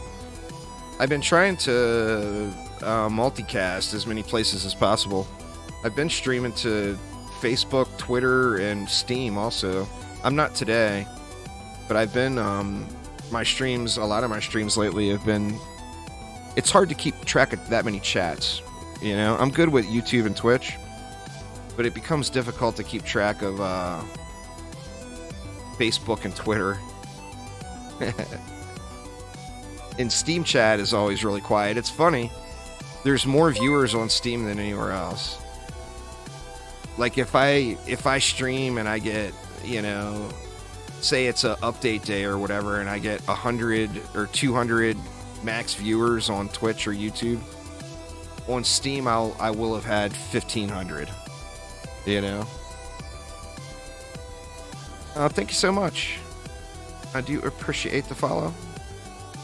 But yeah, there's an amazing amount of people that watch streams on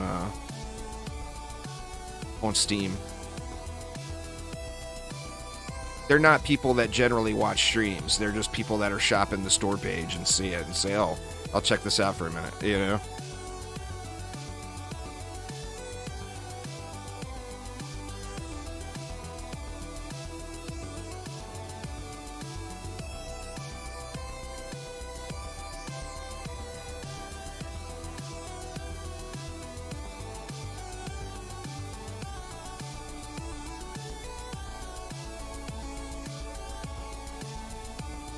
Map wide bees.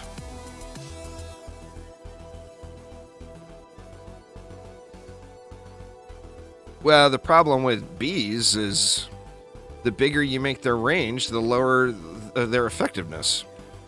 So you never really wanted map wide bees. I know what you're talking about. It's the only game that had bees. But you never wanted that. That made them less effective. You lost DPS in the travel time. So if you had super big range on your bees and it killed one enemy over here and the next enemy on its targeting list was way over here, it did no damage while it traveled from there to here, you know? So it was never good to have big range on the bees. I hear you though, I hear you. That's what killed the Nimbus. They should have made that Nimbus so it could teleport. That would have made it really good.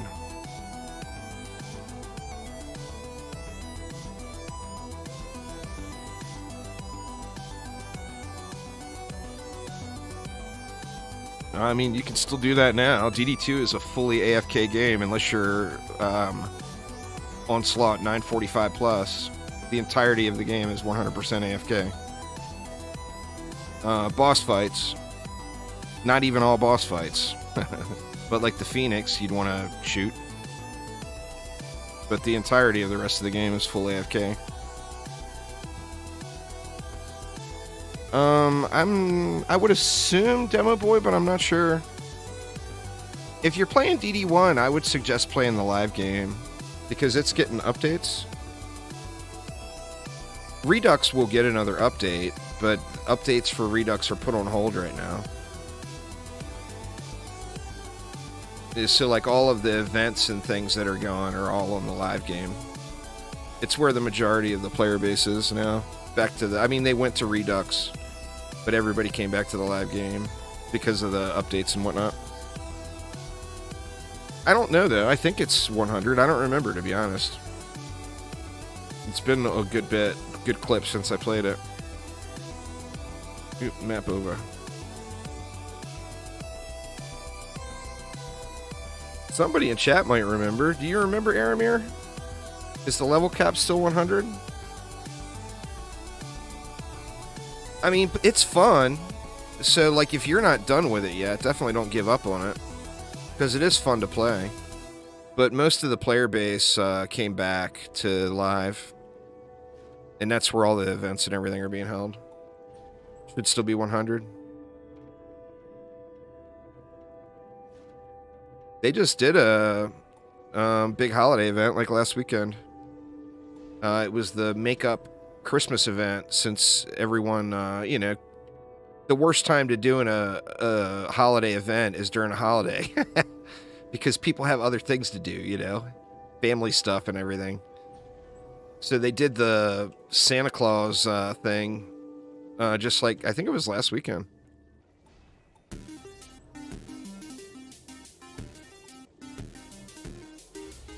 They're great at that, though.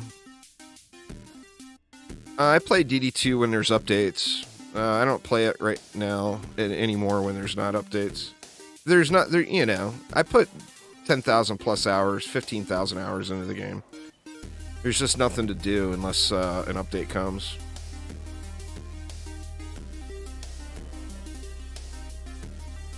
So, I mean, I haven't actually played a map in DD2 since Chaos 9 launched. It took me probably, I want to say probably a weekend to get all caught up on Chaos 9 gear.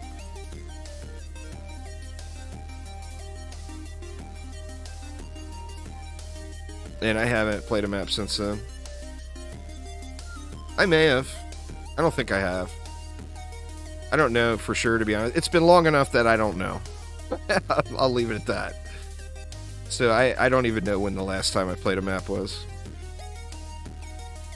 I mean, Chaos 10 will be here this year. So I'll get a little bit more action out of that.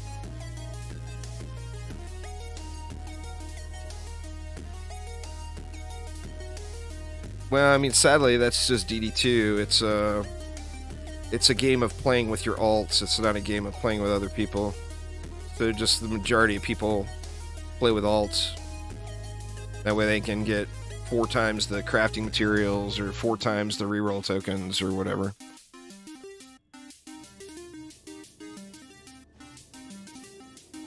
Unfortunately.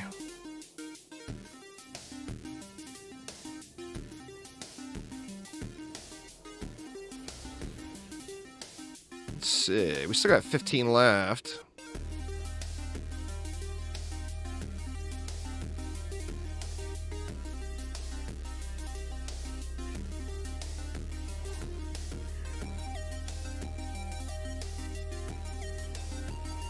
You have to run it in its own sandbox, assuming you use Sandboxy.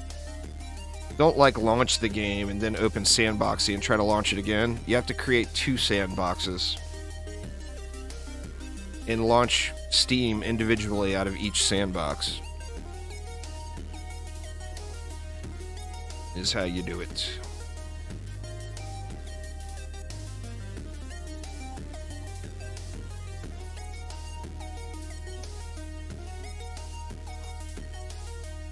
It's super easy, and Sandboxy is free now. It became open source back, what, a couple years ago?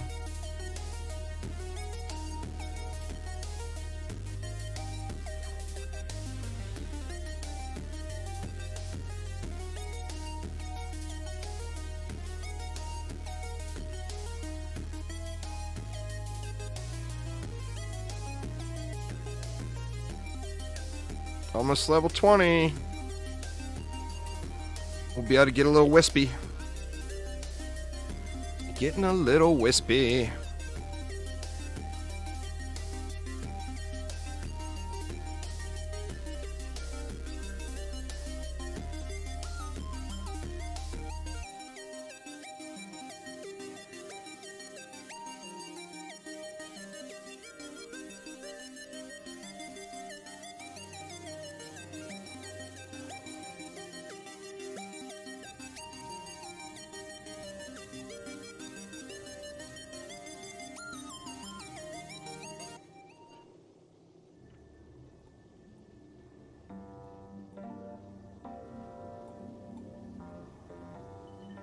Oh, look, finally, 3 playthroughs later, I got a Sluggish rune. It took 3 playthroughs for me to get one. Good lord, man.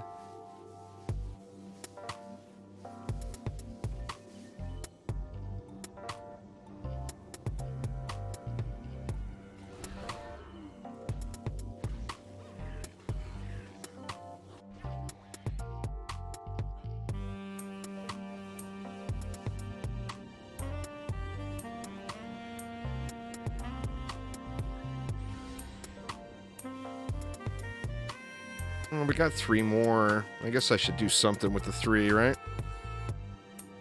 Stupid Delphs. At least they got me in the proton beam. The Delphs have arrived, y'all. The Delphs have arrived.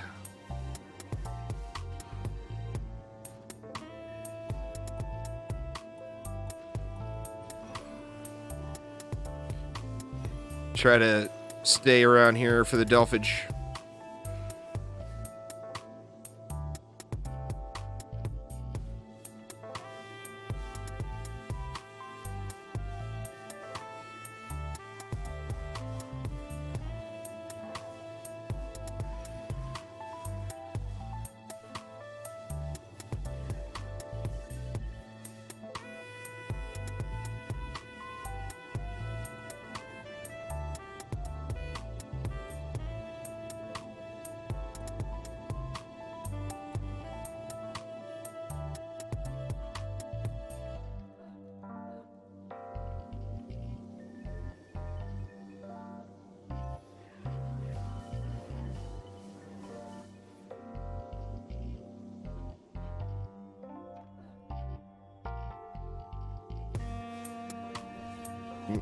Here, I said I was going to stay over there for the Delphage. Come over here, Duck Elves. Come over here. Thank you. I needed a nice explosion.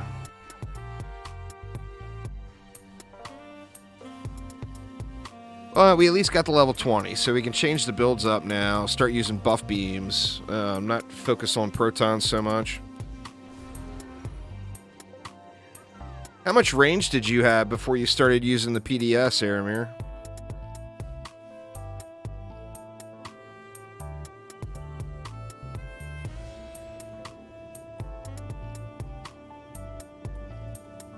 Oh my god. The one taps are real.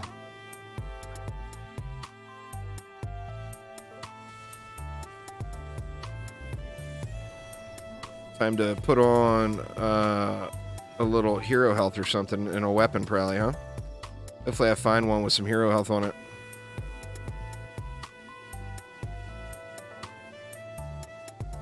Yeah, well, I mean, I literally, my hero health stat is 0. That's why I'm not really sweating to constantly get killed. I deserve it, right? You're gonna roll around with no hero health, you deserve death.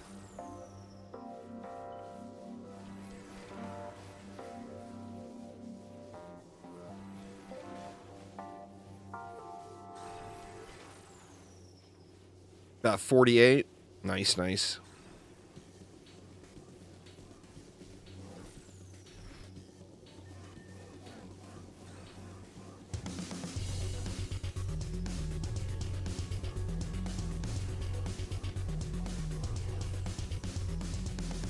Gotta walk him back a little.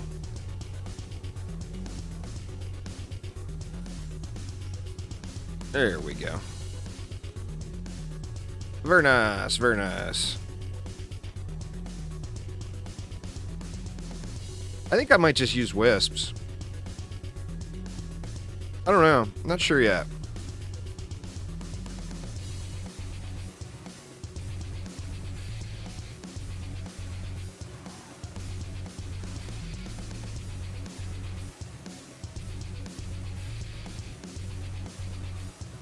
Oh, I know, I know. I'm out of coffee and I gotta pee too. That's the crappy part.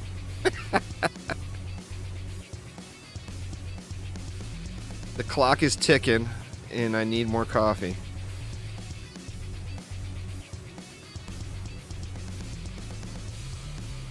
I've already derped so much that, I mean, I wouldn't be surprised at all if I can't get it done. I mean, I've had way too many do-overs. I had to do Alk Labs, what, 3 times? And that's like, you never have to redo that map. Alright, now we go over to my favorite place in the whole wide world. I think I'm going to set wisps up, but before I get this one started, I am going to do that, y'all. We're going to go brew a coffee real quick, and take a quick bathroom break. So give me just a couple minutes, y'all, and I will be right back.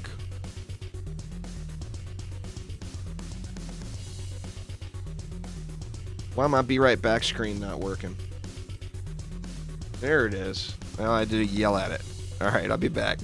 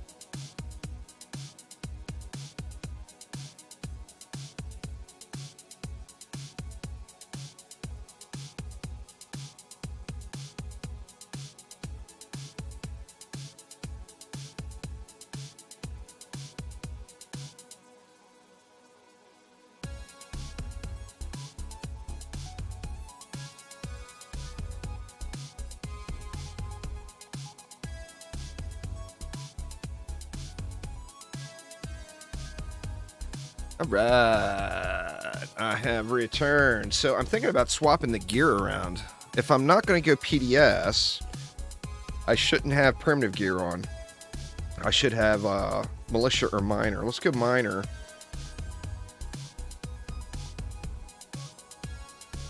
We'll just get a full miner's moxie set here. Looks like I can get rid of greens now, probably. Or I can definitely get rid of grays off the loot filter. Maybe greens as well.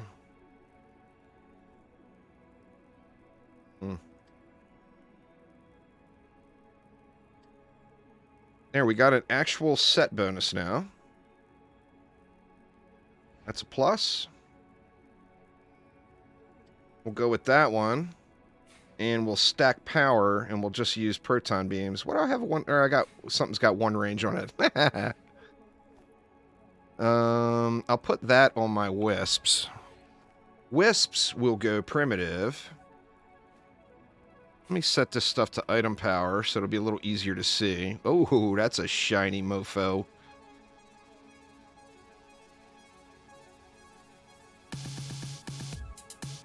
All right, that's a really good start right there. Holy crap.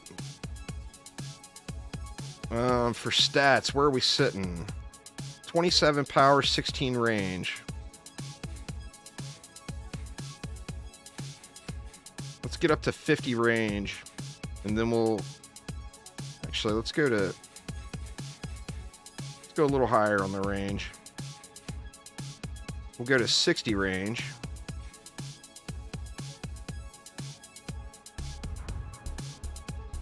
And then we'll start with the wispiness.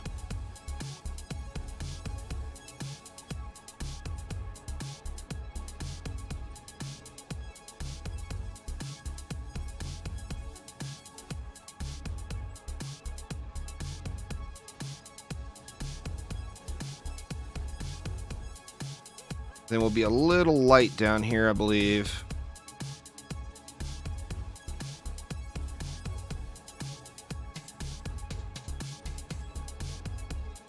Yeah, a little light down there. I'm not going to upgrade a weapon yet, but I can look at my runes real quick. What did I get? I got Entangling Roots. We didn't unlock any there, huh? Let's see, we'll just make this last tab runes.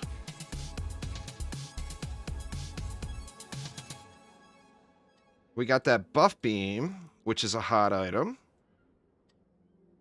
And then remember, too, we still got spiders to get into the mix as well.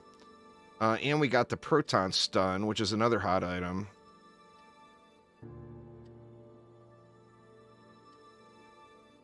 Anything I can use, I'm going to just try to use, and then I'll spam through the rest of them. Just sell them off here. Not sure if I'm going to do any Rs, but might as well set this guy up while we're doing it.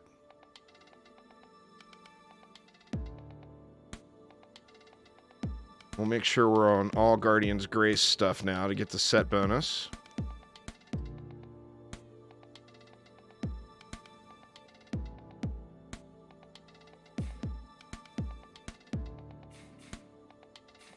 Get these bad boys all fat.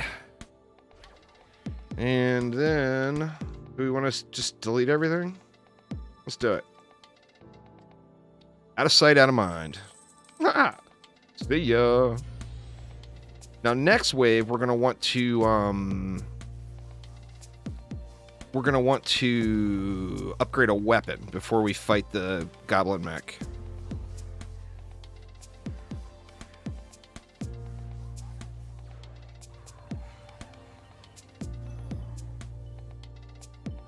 That's good enough there. Oof. Almost fell off the world.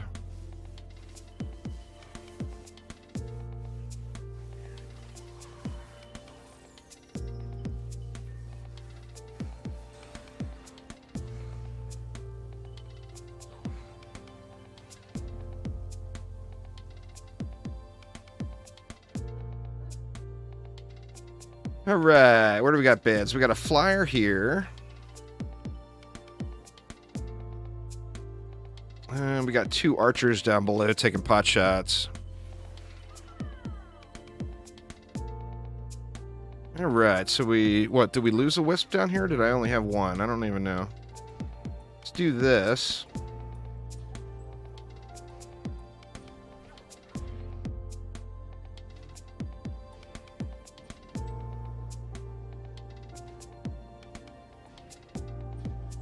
Feeling pretty good about that lane. Actually, we can take it up a notch even. Take it up one more level of hotness and add in some CC as well. Couple of upgrades.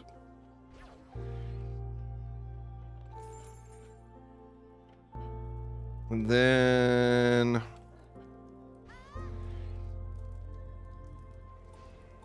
for one more wisp right there.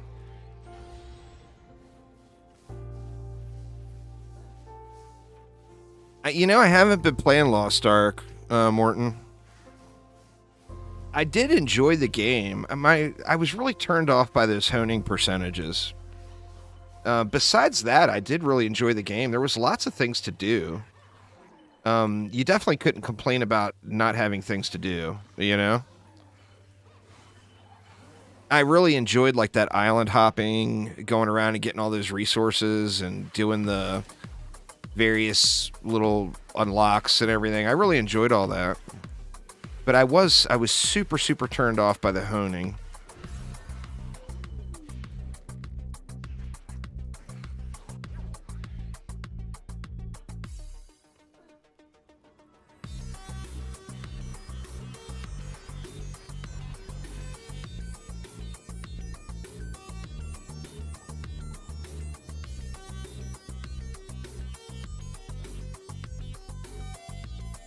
Where are we at here? Oh, he's over here.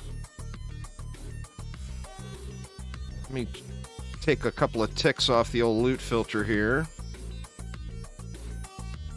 Let's go ahead and we'll just jump it up to blues only. And then we'll do the same on the weapon.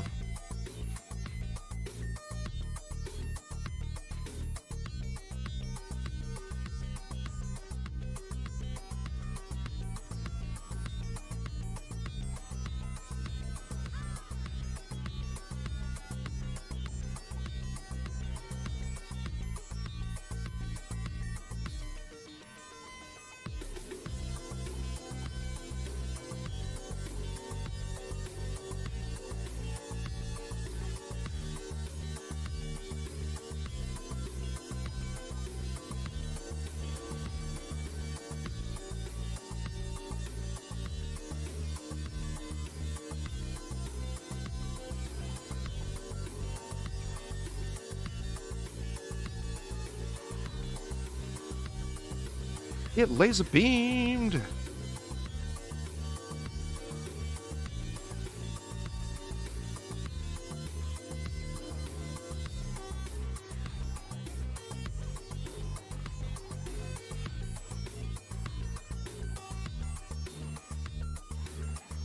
God, I hope I have a weapon sitting in my bag that has some fort on it or some vitality on it.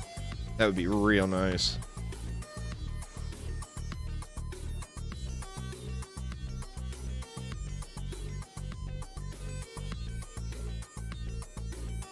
I think you could actually go a lot faster if you went PDS. Because the range on them scales up so nicely. And the hit scan, it's like, pew, there. It's not even true hit scan, but it's damn near it.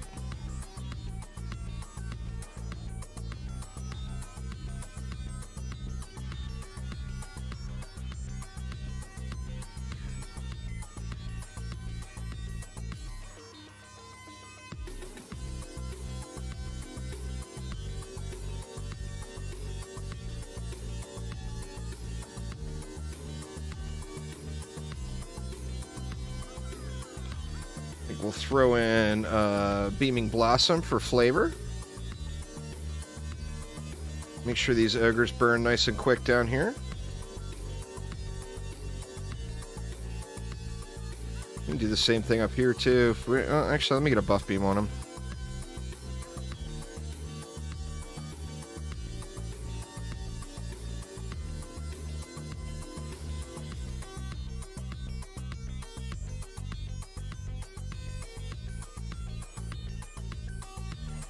We'll throw a little love on this too.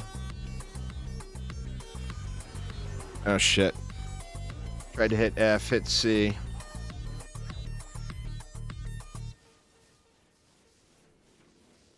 Yeah, they do die eventually, but it's like the timeout on some of them, not all of them, but sometimes the timeout on them seems like forever. You know? I feel like they could get that dialed down. It's one thing Orcs Must Die did really, really well. Is, you know, in games like this, mobs are going to get stuck. It's just going to happen. And it's not about if mobs are going to get stuck. It's more about how it's handled afterwards. And I do feel like I feel like it takes them a long time, you know? But they do eventually die.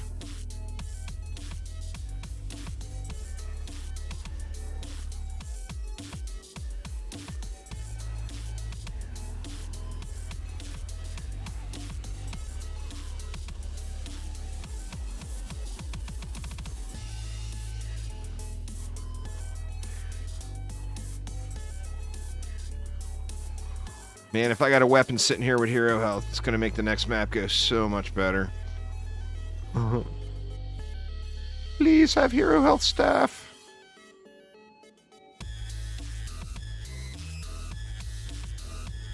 Alright, we got 9 left. What do we want to do at 9? We got 6 there. I mean, we could throw a laser beam here too, just for fun. Actually, can we fit it on the... Yeah, we can kind of get it on the buff beam. Looks like it's getting it.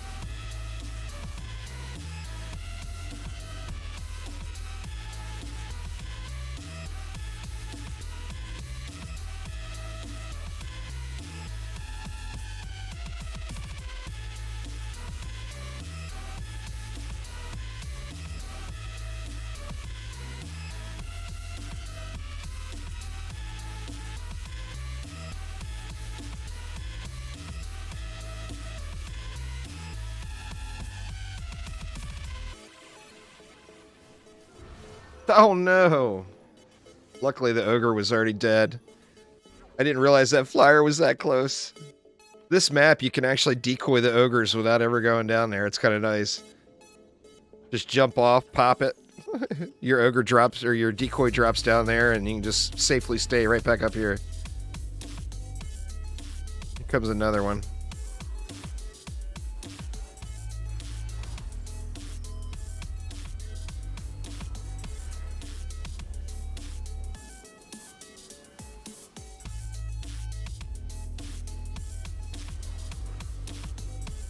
You don't want to get any backdoor flyers in the process, though.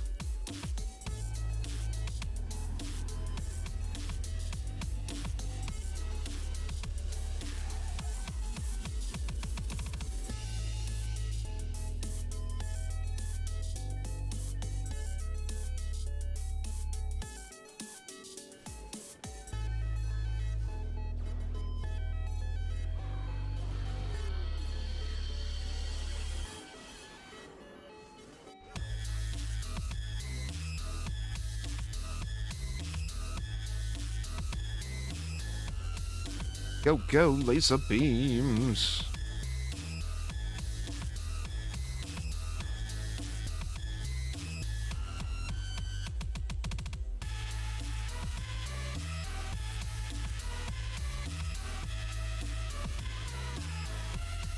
All right, very nice. All right, so now's the first real gear check. So first things first, I'm gonna upgrade a weapon. Protean cannon, oh man. Inspired assault is what I'm using. I would love to have a weapon that's got hero health on it. That one's raw damage. I feel like I have to take that just for the 5% increased damage. Vitality, it's marksman. I think I'll take it anyway. There's another marksman vitality. It's less DPS.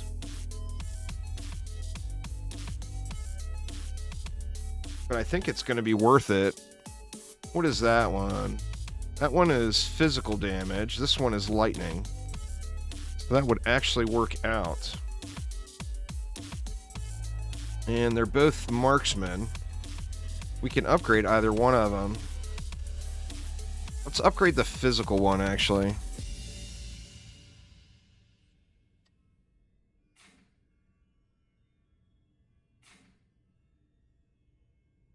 And then do a quick loot check.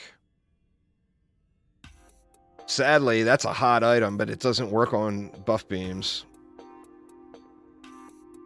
So nothing there. Do I have any more accessories? No more accessories yet. But we do have points. Time to throw some actual walls together. We'll go just ancient on this guy.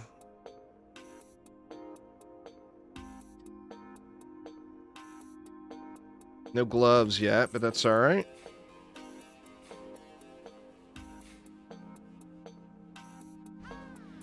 And then we're primitive over here. It's a nice, nice little upgrade there. great rate. Wow. I'm going to stick with the fort that I've got. And I'll stick with the range on this one. Alright, let's do it. Let's see. Oops, forgot my points.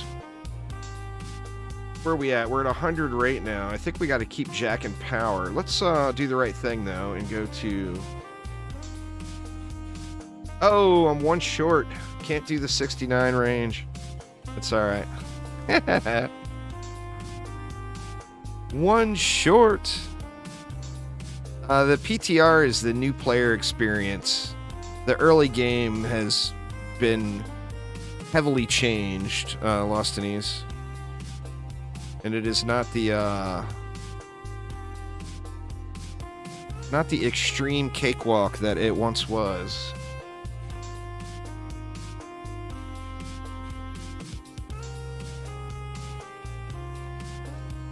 Let's see. So if we got that in, you know what? Let's actually do proper walls then. I don't really have enough mana to do a full build here, but...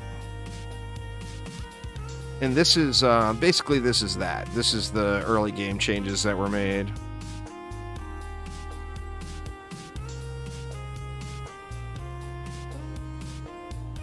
I need upgrades on this stuff quick. So we don't want to go more than 4 defenses on a buff beam since we're using the rune. So we'll go like that. Mig, thank you so much. 2 years, man. How you doing?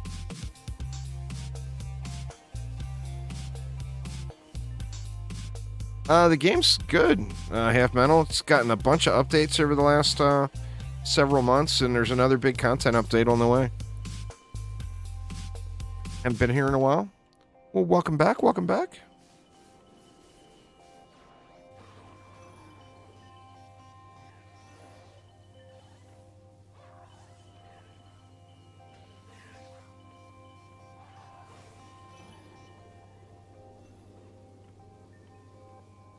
Nothing has really changed in DD2, Mig.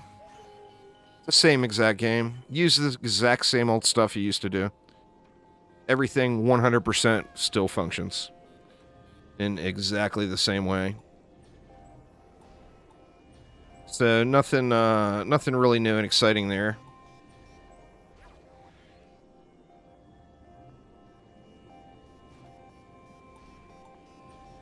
EV DPS is super strong in endgame. It's one of the strongest in the game.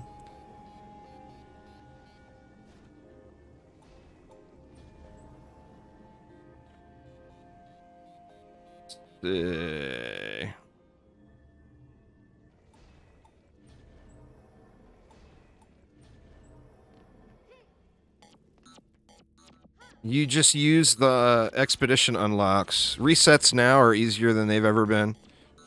Like, at some ancient power tiers, you only have to run 2 maps for an entire AP reset. So, obviously, the smartest thing is to have an alt to carry you through, is kind of the meta.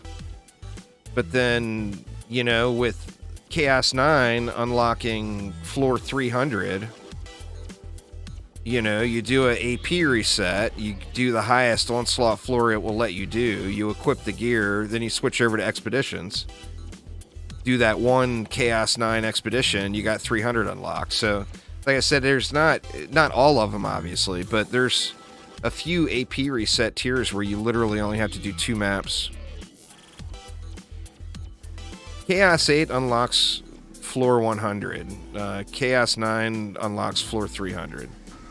So those count as if you had done 99 or 299, and you never have to do an onslaught floor again. Other than that first one to get the gear for the gear score.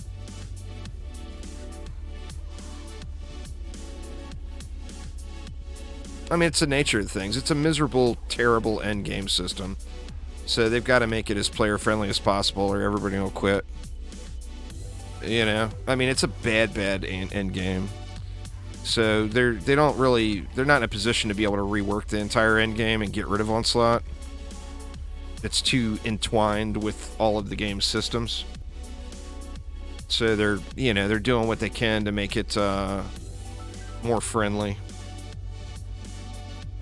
I think that's a good move, to be honest. 4 under attack.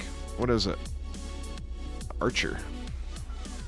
Damn dirty archers.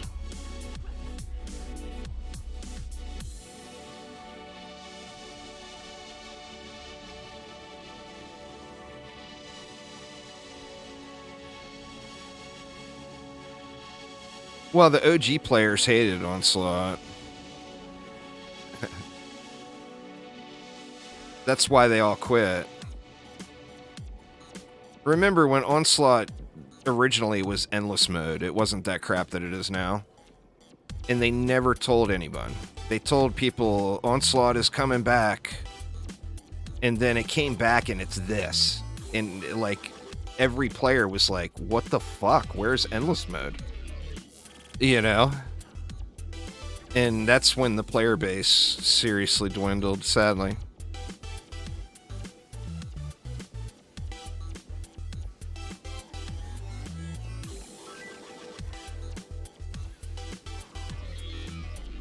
I mean, the problem is it's AFK to floor 950. Once you get your stuff set up from expeditions with gilded shards and mods, etc., you're full AFK to floor 950. And then after that, it's reroll simulator. Well, yeah, the 3 maps per floor thing was just a travesty. So that was super good that they got rid of that.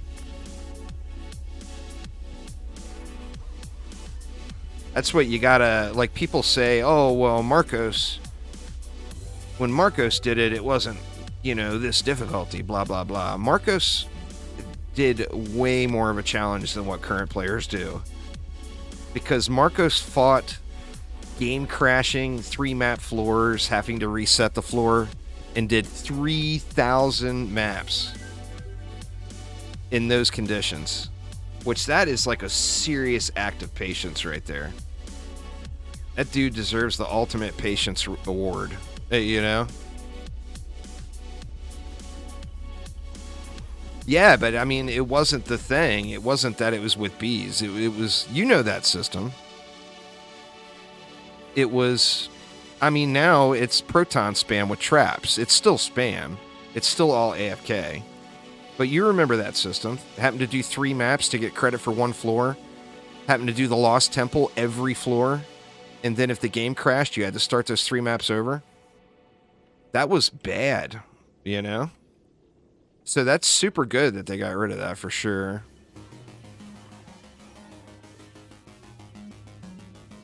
But you take that stuff and you throw on top of it, it's not what people wanted. And people wanted endless mode back. And it created quite a bit of rage. I can't even tell you how many thousands of YouTube comments I had to reply to saying, it's not my fault, I'm not the game developer. I didn't do this. There was some serious hate, man.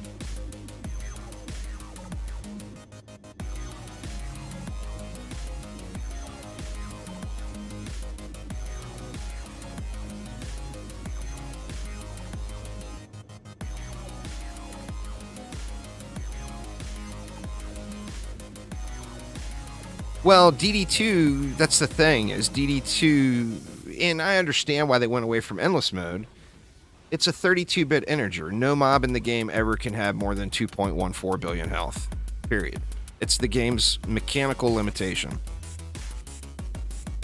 So you can't make a true endless mode. Like DDA has a true endless mode. It's unlimited scaling. Eventually you will get wrecked. Period. It's just how it is. Even doing all the cheddar cheese and all that stuff, eventually you will get owned. Because it's true unlimited scaling. DD2 doesn't have that mechanical potential, you know?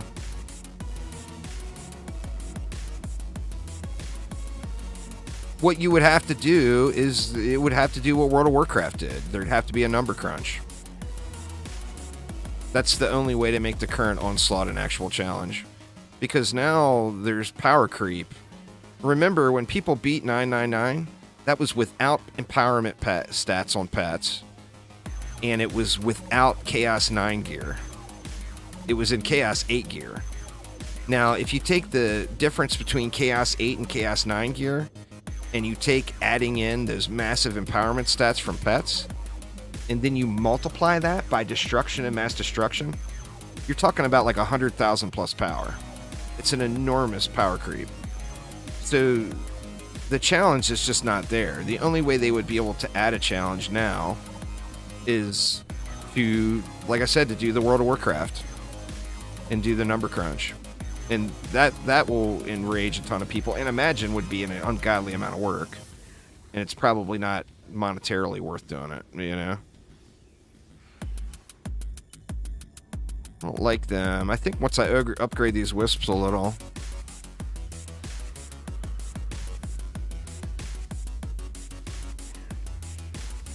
The best thing that could happen for DD2, for the people that liked that system and the free-to-play and the pay-to-win and all the microtransactions and all that, the best thing they could do is to make a new one. And don't keep going on and on and on that busted-ass thing. I mean, I'm glad that they're doing something for it, but, you know, it's very limited what they're even capable of doing with the game engine. And then that's not counting just the frustration level of having to work with outdated engines and stuff like that. That you can't call, if something goes wrong with the engine, you can't call Unreal. It's unsupported, you know? You can't call up Unreal and say, yo, what up? Well, I mean, I'm just not a game developer. Plus, I would have no interest at all in living in Florida. My wife wouldn't go for it at all. If I told the wife I wanted to move to Florida, she'd tell me, all right, have fun. You know, that would not be a thing. You want me to help you pack your shit? Because I ain't going with you.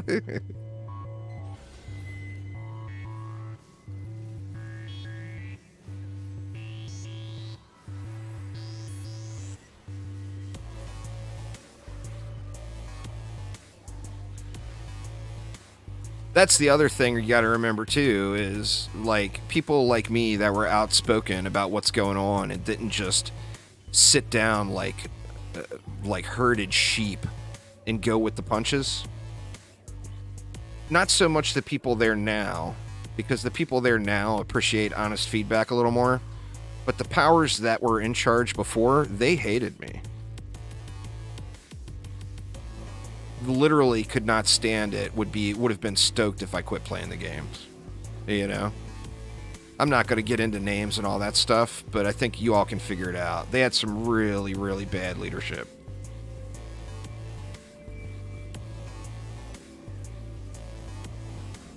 Shit, man. I feel like I'm missing a little power here. Well, no, it wasn't about that. It was about the ego. If they thought about the money, they would have done something better with the game.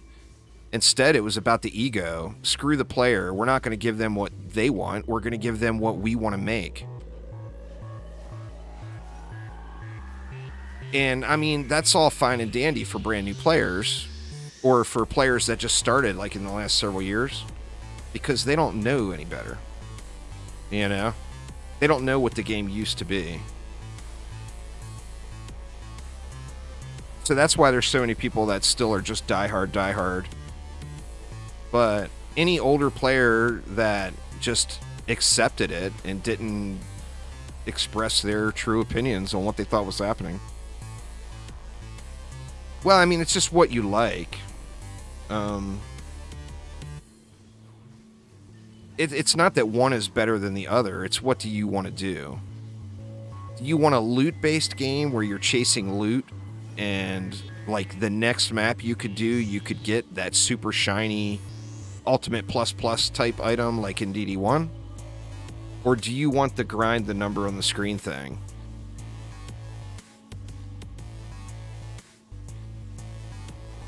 You know, because, like, in DDA and DD1, the game is 100% all about the loot and the chase for perfect stat rolls and stuff like that. Where in DD2, it's not about that at all. In DD2, it's about grinding out your reset tokens and re-rolling your mods to 10 out of 10. You know? So it's not that there's anything wrong with the game.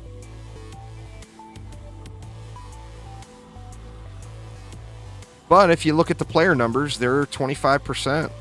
of what they were then. So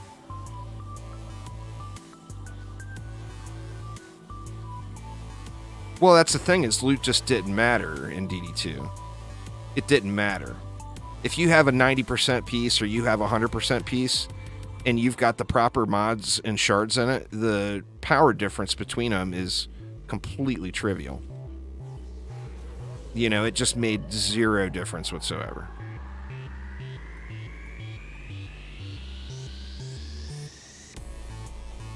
Like I said, that doesn't make it bad. It's just, it's a different game, and it depends on what game you want to play. My suggestion that I always tell everybody is every Dungeon Defenders game is worth playing. So experience them all. You know, nowhere is it written that you could only play one or the other. Play them all. Check them all out, you know. You'll get a massive amount of entertainment value for your time investment, or for your dollar investment. You know? So they're all super worth. Man, dying right now would be bad. Shit! I called it. I think I'll still make it. Yeah.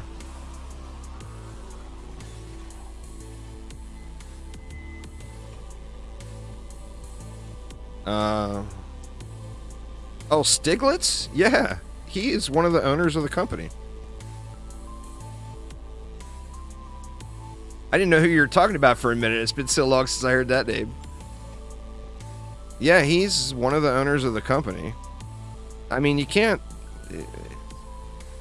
You can say what you want about what happened with him with Dungeon Defenders games, but he did good with Ark. You know?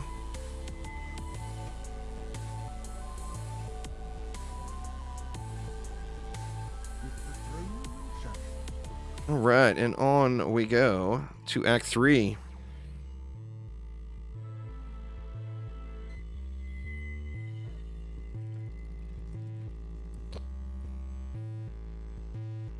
Let's see, I think we just throw points in, right? And don't really worry too much about the gear here.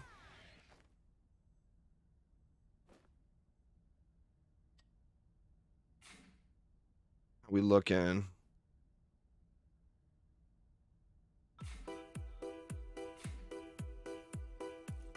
How much inventory? Yeah, I got lots of empty space.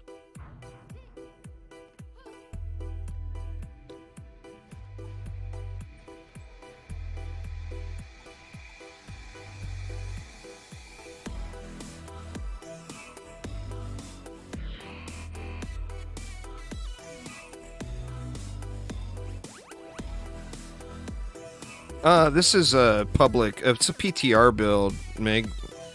The new player experience is getting some pretty drastic changes in DDA. And this is a testing build. So this is actually the last day of the PTR test. So I'm just kind of toying around. It was intended to be a speed run to see how fast I could make it to Nightmare mode. But I screwed up so many times at the very beginning that it's not going to be a good time. The derpage was real. What's going on there, Whoops? How you doing, man?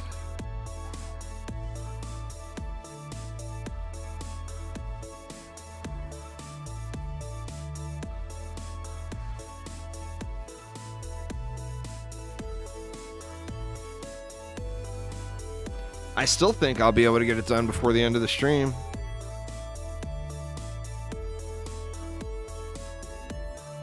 I mean, I'm, 4 maps away from jumping to insane mode, you know?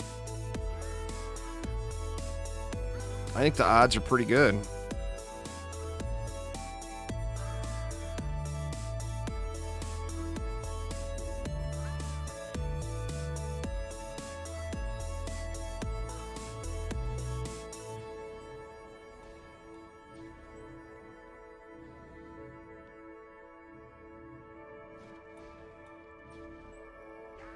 All right, take it easy, Mike. Thanks for swinging by, dude. Have a good night.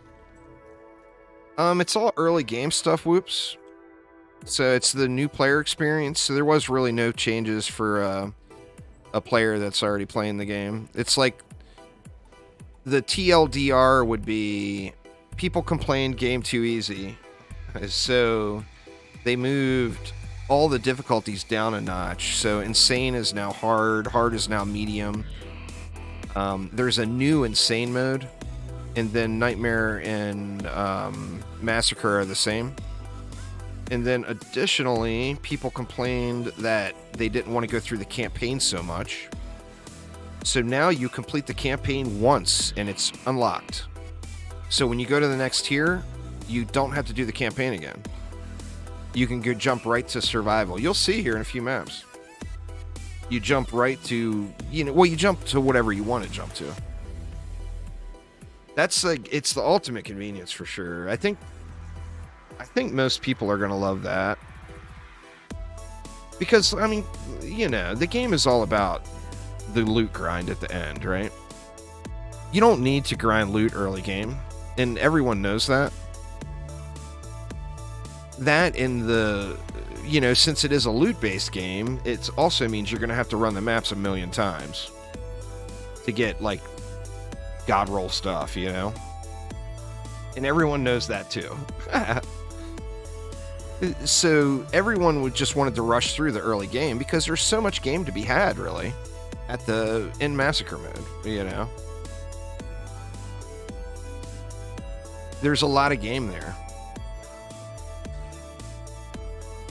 And I think people complained about that. Moo2, what's up, what's up? Thank you so much for the sub. We need more somethings over here. We need to get rid of this. Actually, we'll put it over here as a last resort for that lane, and then put a proper wall here. Needs more wisps.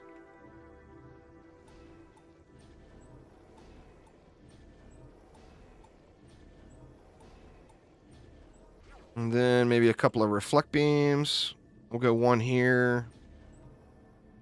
Then we'll put one right here.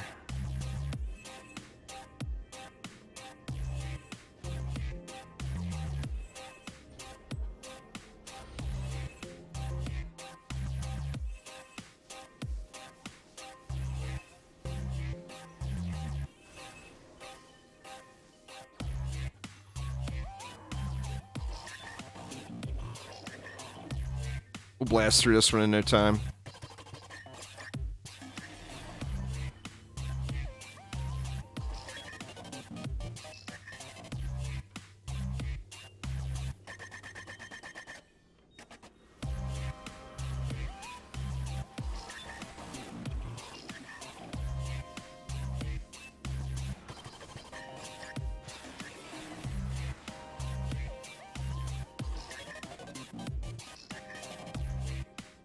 Where you at, Ogus?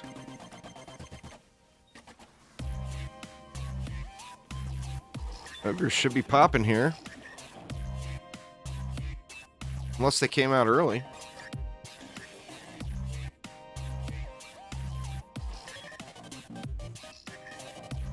What's going on there, Yolts? How you doing?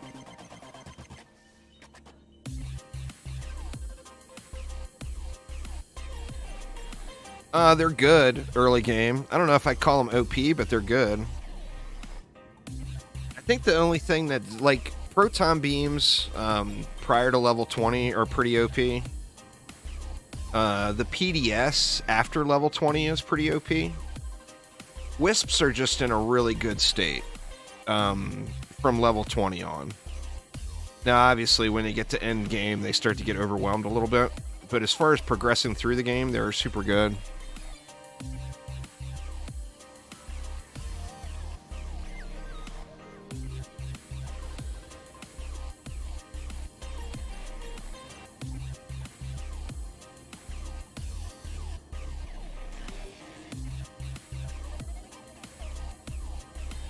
Should have threw some auras down, though. This is a little much. Luckily, there's not that many mobs. Better upgrade this, too, just in case something nasty comes out of there.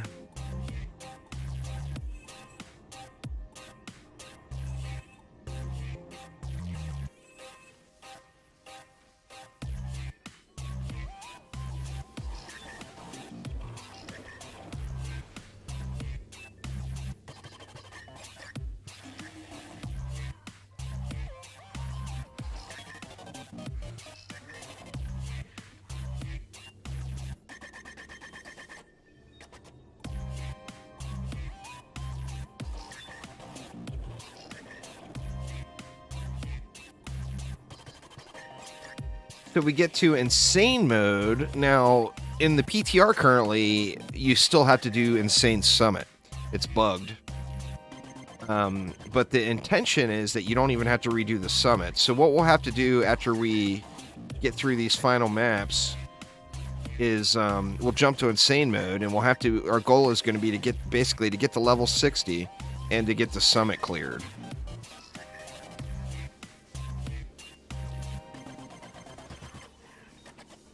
And I think I'll go to prom. Probably either prom or Royal Gardens for the leveling. Of course, you can do any survival map you want, but the further along you do, the more XP and the better loot you're going to get. So getting to 60 will be a little quicker if you do an Act 3 map, but it'll be way more chillax and AFK if you do an Act 1 map, you know?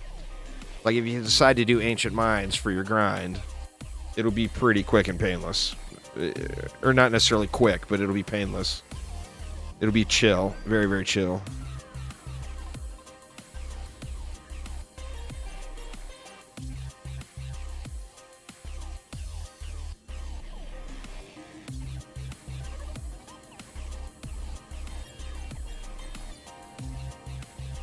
Oh shit, I'm getting negatives. I forgot I'm using the rune. Oh, oops. Here, we'll only buff 4 of them.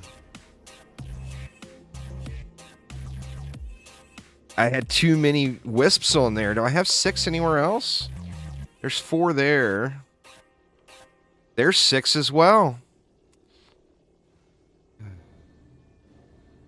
I'm sorry, I was actually just really jinxed myself. It's negative damage. That's why I had... That's why I spent all the DU and didn't have Rs. Because I built too many wisps. So the buff beam was actually hurting me there. I'm sitting here thinking, it's like, man, these stuff should be dying a little quicker. But yeah, it was getting negative damage.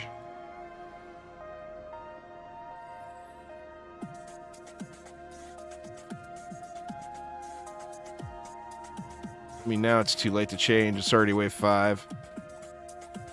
We'll just do this. If there's any last pushes here.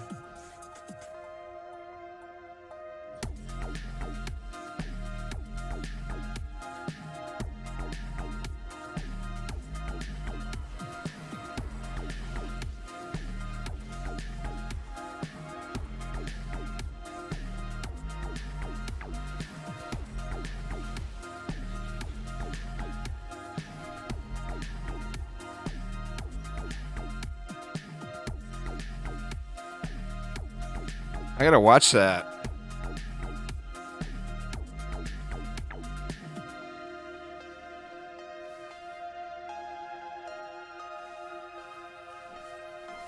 Oof.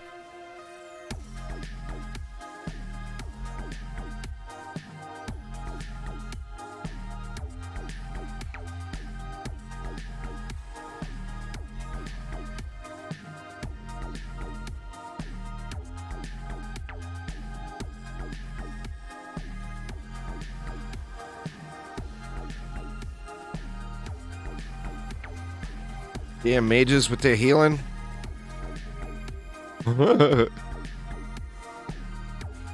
Alright. Moving it on along. I still got 2 hours. It's gonna be close, but I still think it's doable.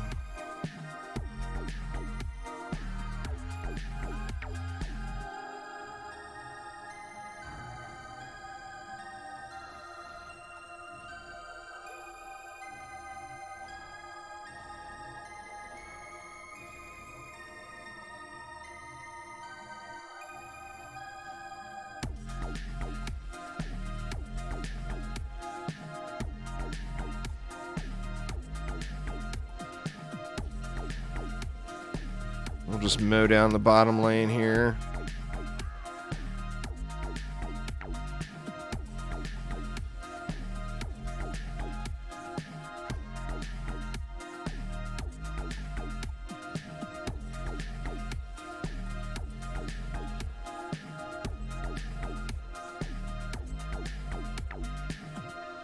Oh, shit. Did I just turn on a macro? I thought I turned a macro on. I was like, God dang it. It's going to screw my time even further. Instead of hitting F3 to switch to my EV, I hit G8 on my Logitech keyboard. But I guess I don't have the software running. But it is all good. Oh, is there nothing down here yet? There's no mobs down here yet. Or yeah, there was. There's mana on the ground. There had to have been mobs.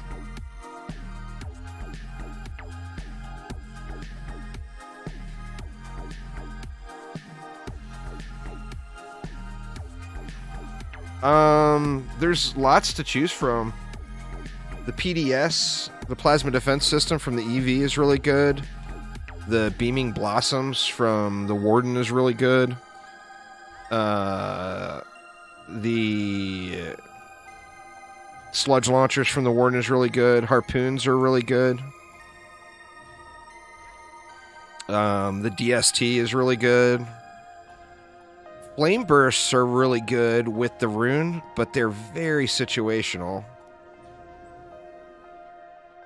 But there's a ton. That's one of the big things that runes did really well for the game is they made a lot of things viable.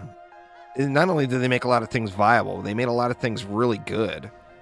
So you kind of got the freedom to start using whatever you want. And that's pretty awesome. I mean, obviously you got to use, you got to use your head. Like there's large packs of enemies, so if you went all single target defenses, you're going to struggle. So you want to like mix in the appropriate amount of AoE, etc.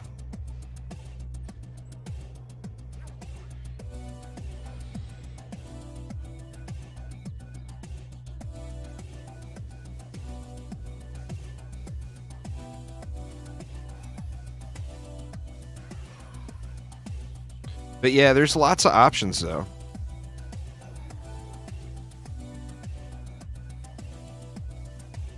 Traps and auras are really good in endgame. And those, of course, are all AoE besides the Thunder Spike. And the Thunder Spike's really good, too, for single target.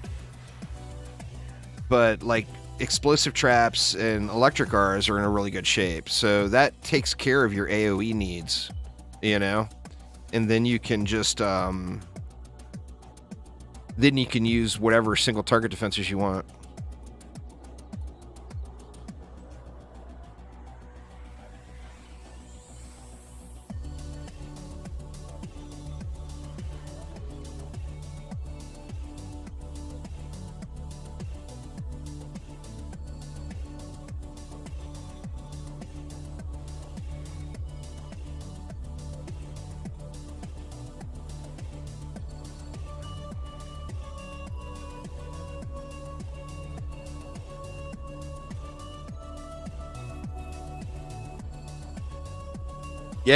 Yeah, it's a hot item,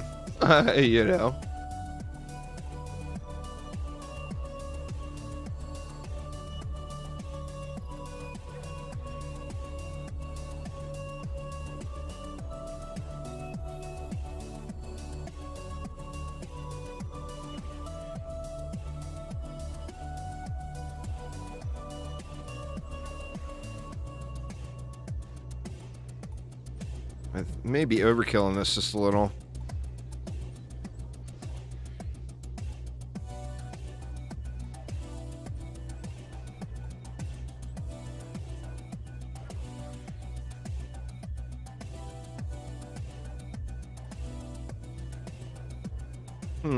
I wonder. Is that root? No, doesn't reach up. I was gonna say that'd be pretty damn cool. Out of DU. Just let it fly here, and I'll just work this bottom lane. Oh yeah, the overclock rune is crazy good. I don't know if I'd call it, same thing there, I don't know if I'd call it overpowered, but it does do really well.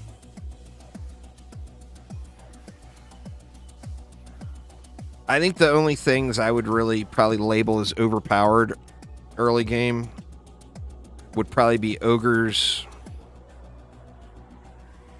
in the PDS.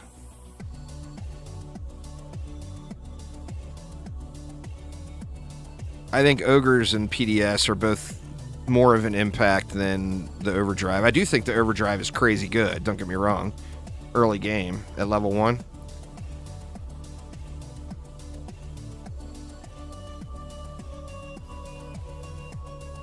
The other thing early game, though, is it's just so nice to spam 6 wisps here on a buff beam, you know? And you can't do that. You gotta do these little baby stacks everywhere. Spiders, if their targeting was better, I think they would be the most powerful thing in the game, personally. But their targeting is so bad. It makes them incredibly good instead of the most power thing in the game, you know?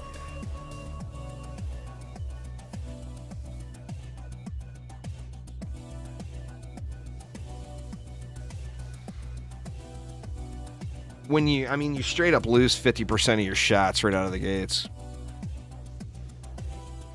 As far as DPS, it would probably go down to... You gotta remember, though, it's not about DPS. It's about effective lane clearing. But as far as straight DPS, it would probably go to the... like the Sludge Launcher. Maybe the Beaming Blossom, if you had the rune for it. But it's not necessarily about DPS, though. You know, because the further you go in the game, the more intense the mob packs get. Which means the less important DPS becomes, and it becomes more about getting a suitable amount of area damage out, you know? Which is going to be way lower DPS than single target stuff.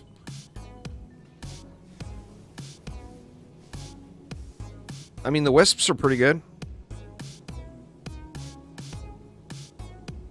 Look at that, 6,000 DPS at level 29. That's not too shabby. The PDS is going to be pretty good.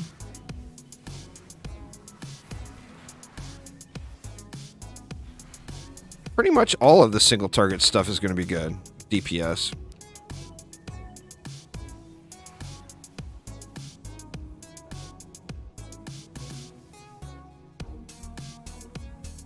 Well, the problem you got to remember too, when you're just starting insane mode, they don't shoot very fast. So you need multiple hits to stop an ogre, you know, or to really make them put the brakes on. And it might take 10 seconds to get those 2 hits in or 3 hits in or whatever.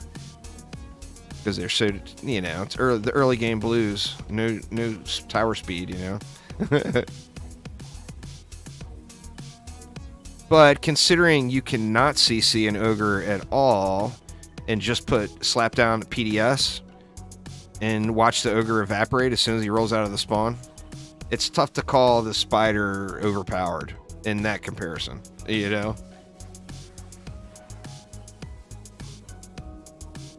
Because with no CC on a buff beam, the PDS is just going to nuke the ogre before it makes it anywhere near anything. The wisps, too, really. I mean, they're going to burn ogres. I don't really need those walls there. Those walls are there because I don't want to have to redo the map again. But none of them are doing all that much, you know? If anything, they're just making it run slower. You can really use any of them you want. I would just say, as far as a mandatory hero, I think the only mandatory hero would be the EV. I mean, my normal deck is Squire, EV, Monk, Huntress. Nowadays, I usually have a Summoner in a deck as well.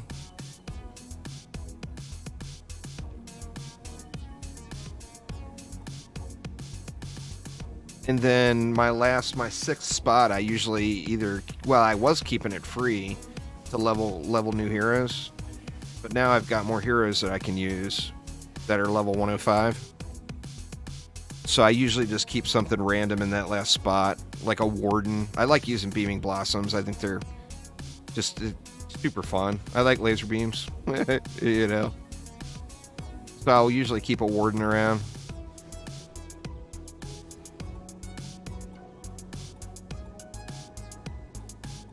Sometimes 2 EVs, sometimes 2 squires, sometimes 2 summoners.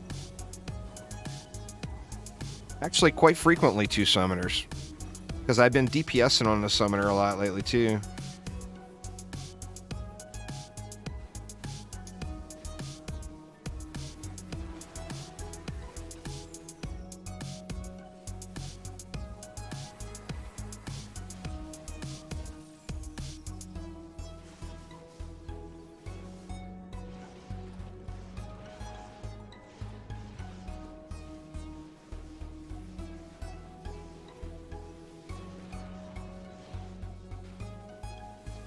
Oh, that dude walked right past that. How rude. Really, man? He walked right past my wall. Your walls mean nothing to me.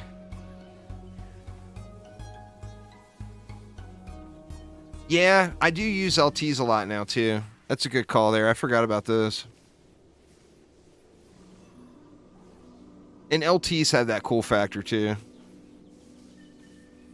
But I think the main, the TLDR of all of that would be runes make almost everything in the game viable. Between the combination of runes and being able to change the tower targeting now, it makes literally everything viable.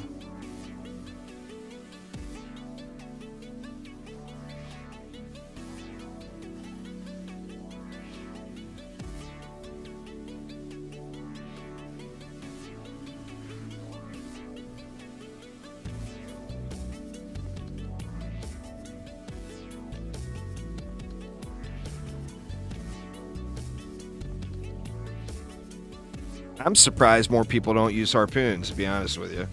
Because their DPS output with runes is just crazy good. Plus they pierce. They just annihilate. Well, yeah, I mean, everything you would assume is on an overclock. That's why I say the EV is the must-have. I mean, you could even get away with not using a monk if you had a huntress. You could get away with not using a huntress if you had a monk. Now, obviously, you're better off with both. But you could get away with not using one over the other. You know?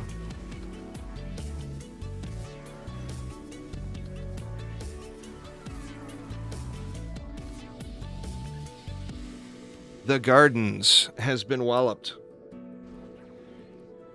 Poons are so good, yeah. They're just incredibly powerful.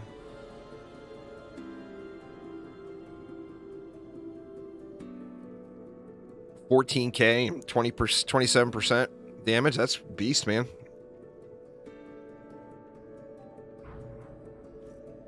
All right, let's throw into points.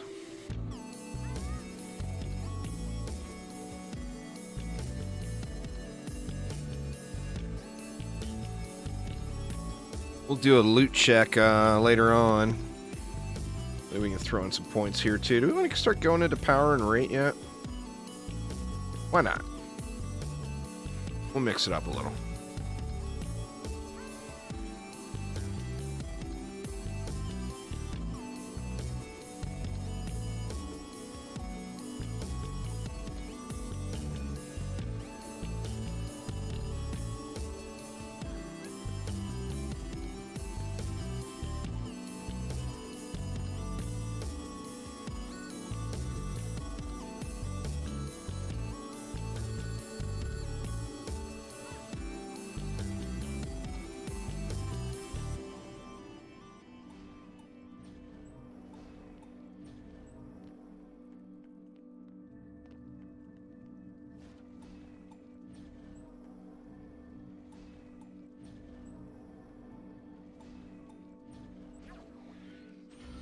I'll just mow this lane down.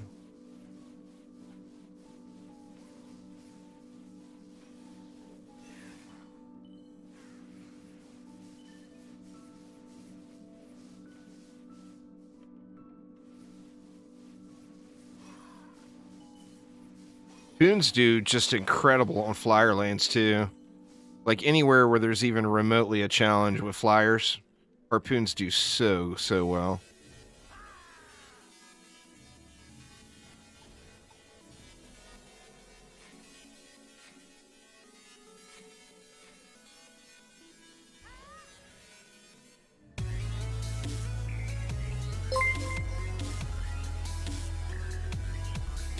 Thank you so much for subscribing there, Inducker. Welcome, welcome.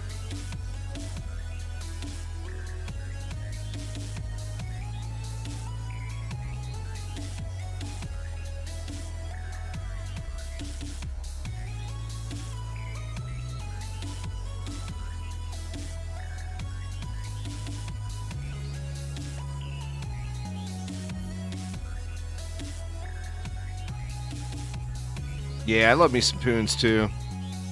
I use them more than the PDS for sure. Like, if I'm trying to speed run something or, like, you know, run something 6 million times in a short period of time or whatever, then I usually bust out the PDS. But I would much rather use harpoons. I mean, it's one of my favorite defenses in the game. They just got big cool value. Them poons.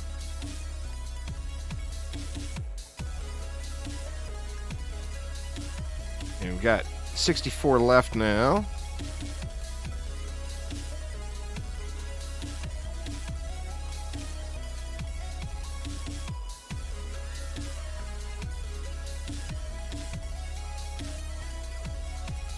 We're good for another wave.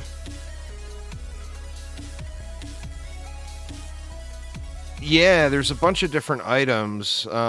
If you have all of the PTR items, like if you played every PTR, then you can enter in for a chance to get a golden corgi. But if you haven't gotten all of the PTR items, you can pick any of the items you want. So there's a bunch of different wings, and there's all kinds of stuff. Well, do you have all the PTR rewards from previous PTRs? Or yeah, then the only thing you would gain from doing it is well, it's done tomorrow, so the only thing you would gain from doing it is contributing to the future of the game, but you would get no reward.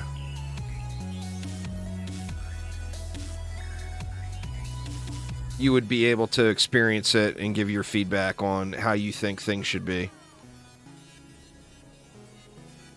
which is more valuable than any of the cosmetics, in my opinion. Because, you know, we all know it, the more players that the game can hold, the better off it is for everybody. You know? A really good, strong, early game that gets people hooked is going to lead to more end game content for the vets.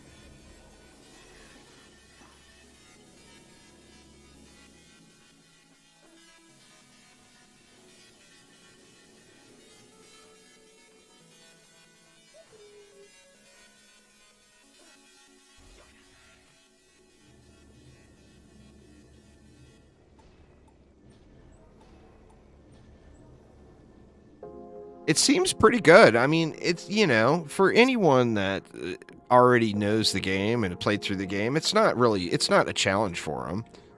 But it is harder than it used to be, and that was the goal. It wasn't to make it, like, crazy, insane difficult. It was to make it harder than it was before. And it, without a doubt, is harder than it was before. And then the not having to go through the campaign over and over is just massive quality of life. Just no doubt there.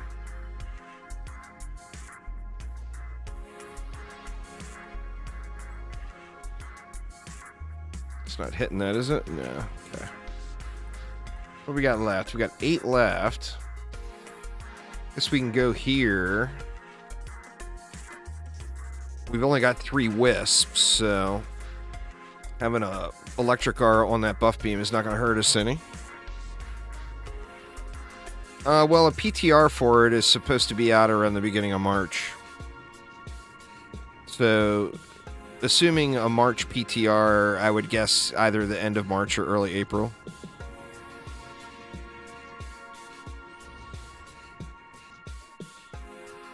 You've never used a buff beam? You might want to try it out. Pretty good. There's a reason everybody does it, Harrison.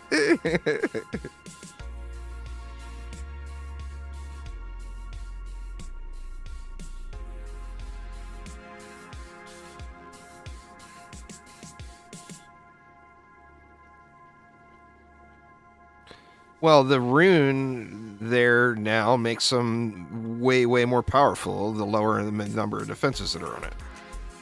So it's utilizing the rune for low defenses.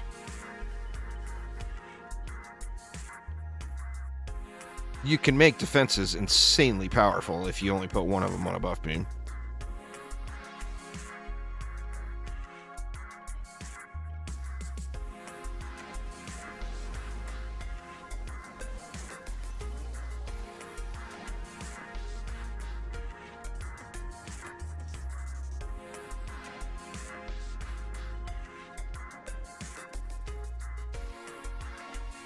I mean, you end up like, you know, obviously end game, not referring to right now, but like end game, you put one rune on, or you put one whatever on a buff beam, you end up giving it like a 300% damage buff, something like that. It's absurd.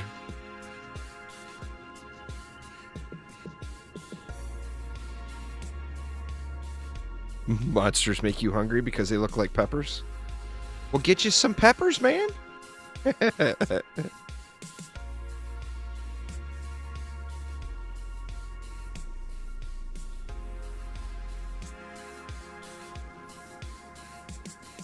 Nothing wrong with having some peppers. Defending some dungeons with some peppers, you know.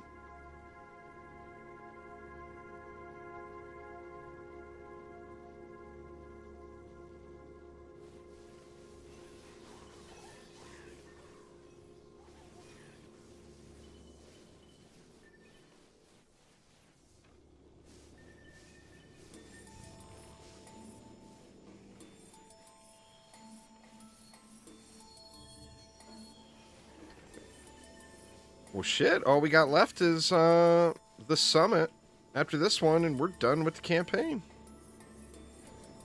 Ooh, got a little cleavy there, huh? Little bit cleavy.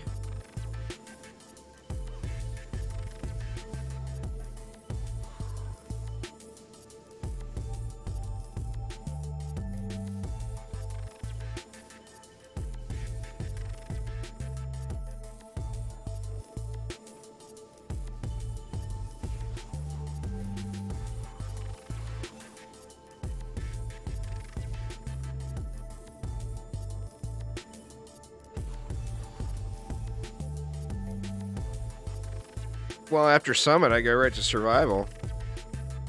And Survival Wave 1s are just so easy peasy. Progressing through the game, I don't play the other maps. I only play what's required to get to the next tier. My goal is to get to end game, not to get all the check marks. Do check marks later.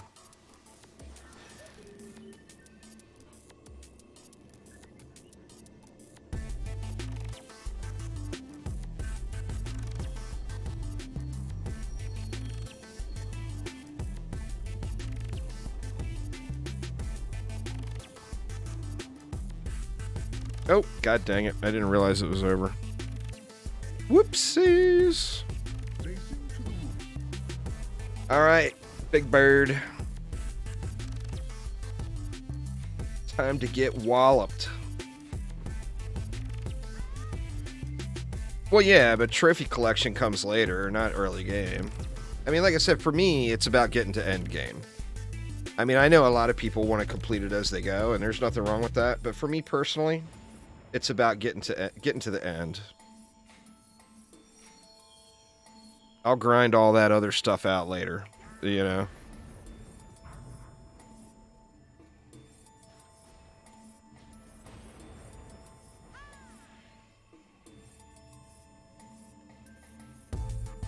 Can we go one? I mean, it's only 1 DU. I don't even think that's worth. Yeah, it's not.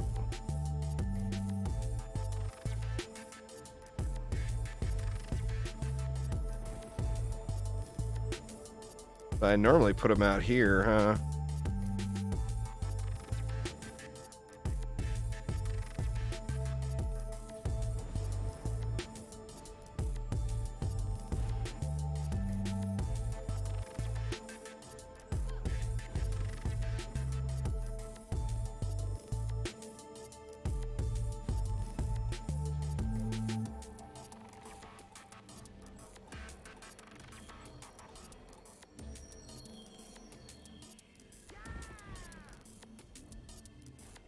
Gonna probably need a little something for the flyers. And on these lanes, I think I'll just use the route as the wall, because I don't think anything's going to be making it to them. Actually, I overbuilt those other lanes just a touch.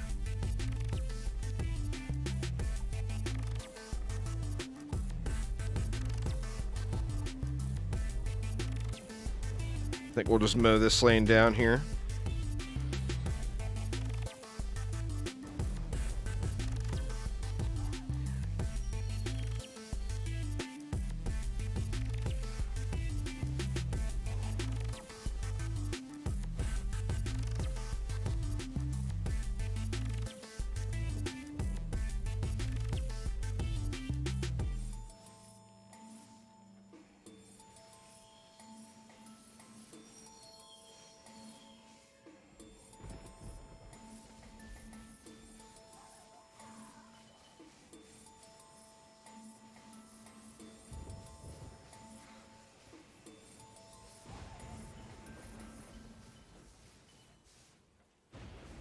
That's a good combo, games.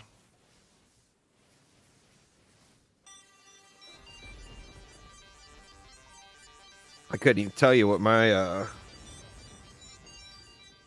first games I played were. It was back in the dark ages.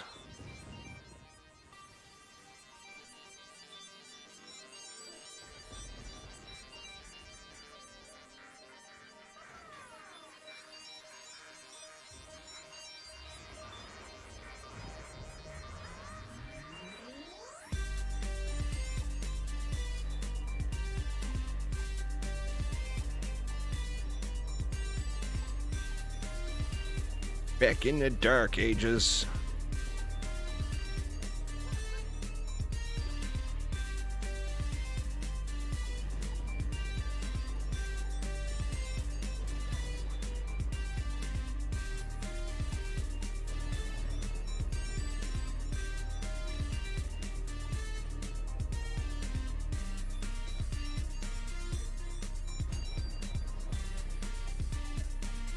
I used to play a ton of Galaga.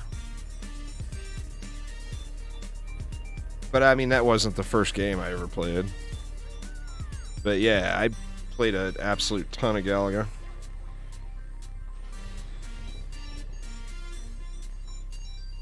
I think the first game I really got,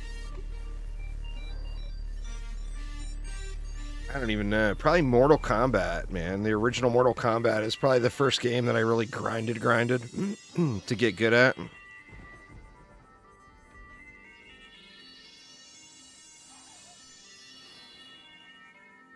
I don't even know if it was that. Maybe it was before Mortal Kombat. I don't remember.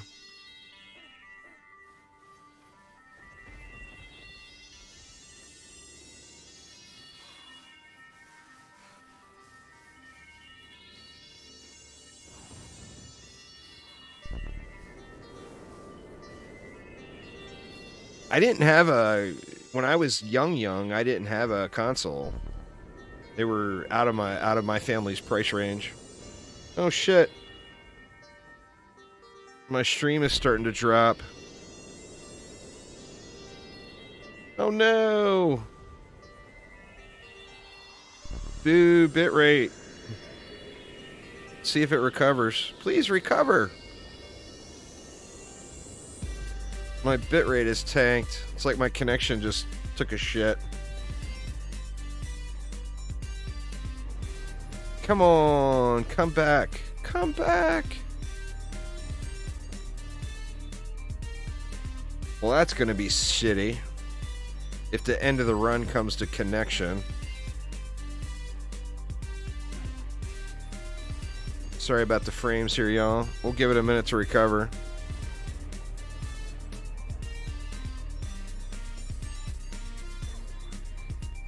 Hoping it recovers, of course.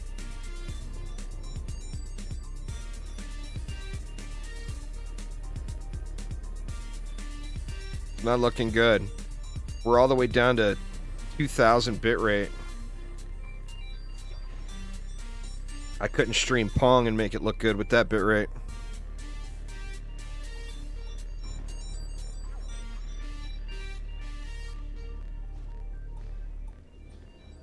Give it just a second here. That stinks.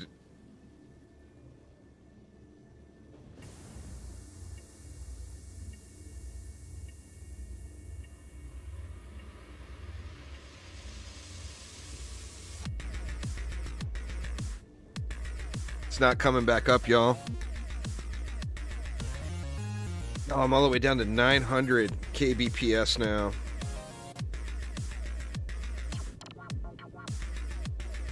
Sorry for the frames, y'all. Sorry for the frames.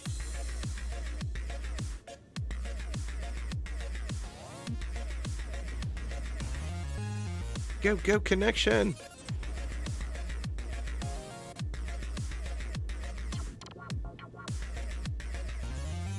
Well, sadly, it's not looking like we're going to be able to see if I can complete this in another 90 minutes. I think I made too many mistakes anyway. I don't believe I'd be able to get it done. But my connection is completely tanked, everybody.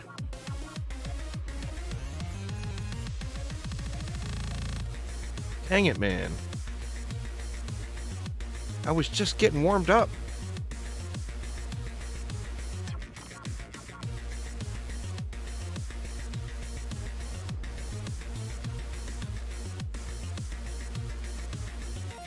I get all optimistic when it jumps back up to like 5,000 kbps. And then it drops up right back down to 900 or 1,200 or whatever.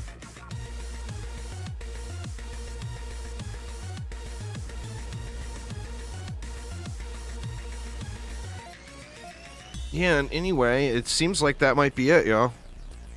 We are all at the mercy of our connection. And it's looking like mine is telling me no.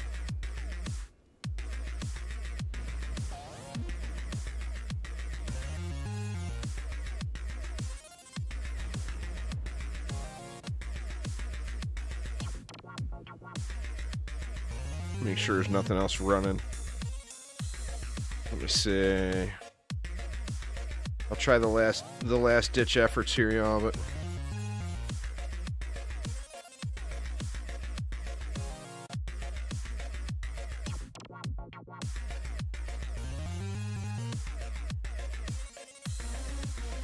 yeah, there's nothing. I got nothing running that should be causing an issue. But I'm clearly having an issue. So anyway, I guess that is going to be it for today. Nah. It's my upload speed. It's not... it's the exact same to 1 or 2. I use a third party to restream it over to the other platform. I'm only streaming to them. So, doesn't matter. I could be streaming to 10 places. It's all the same.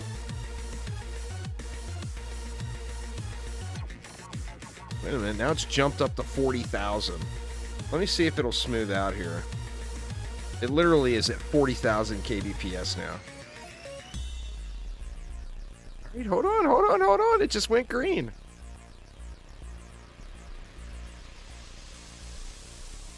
I dropped 12,000 frames in like 4 minutes.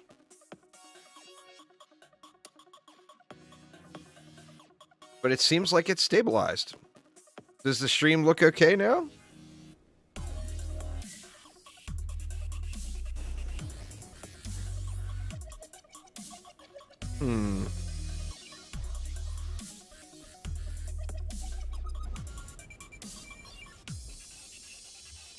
No, there it goes again. It just tanked again. Alright, so yeah, that's going to get it for me for today, y'all. I'm going to have to restart everything and do all that stuff. And hopefully I can get it back up and running. If not, I'll be on the phone with my ISP. They're pretty good about handling things, so that's nice anyway. But sadly, that is going to bring an end to my little PTR adventure here.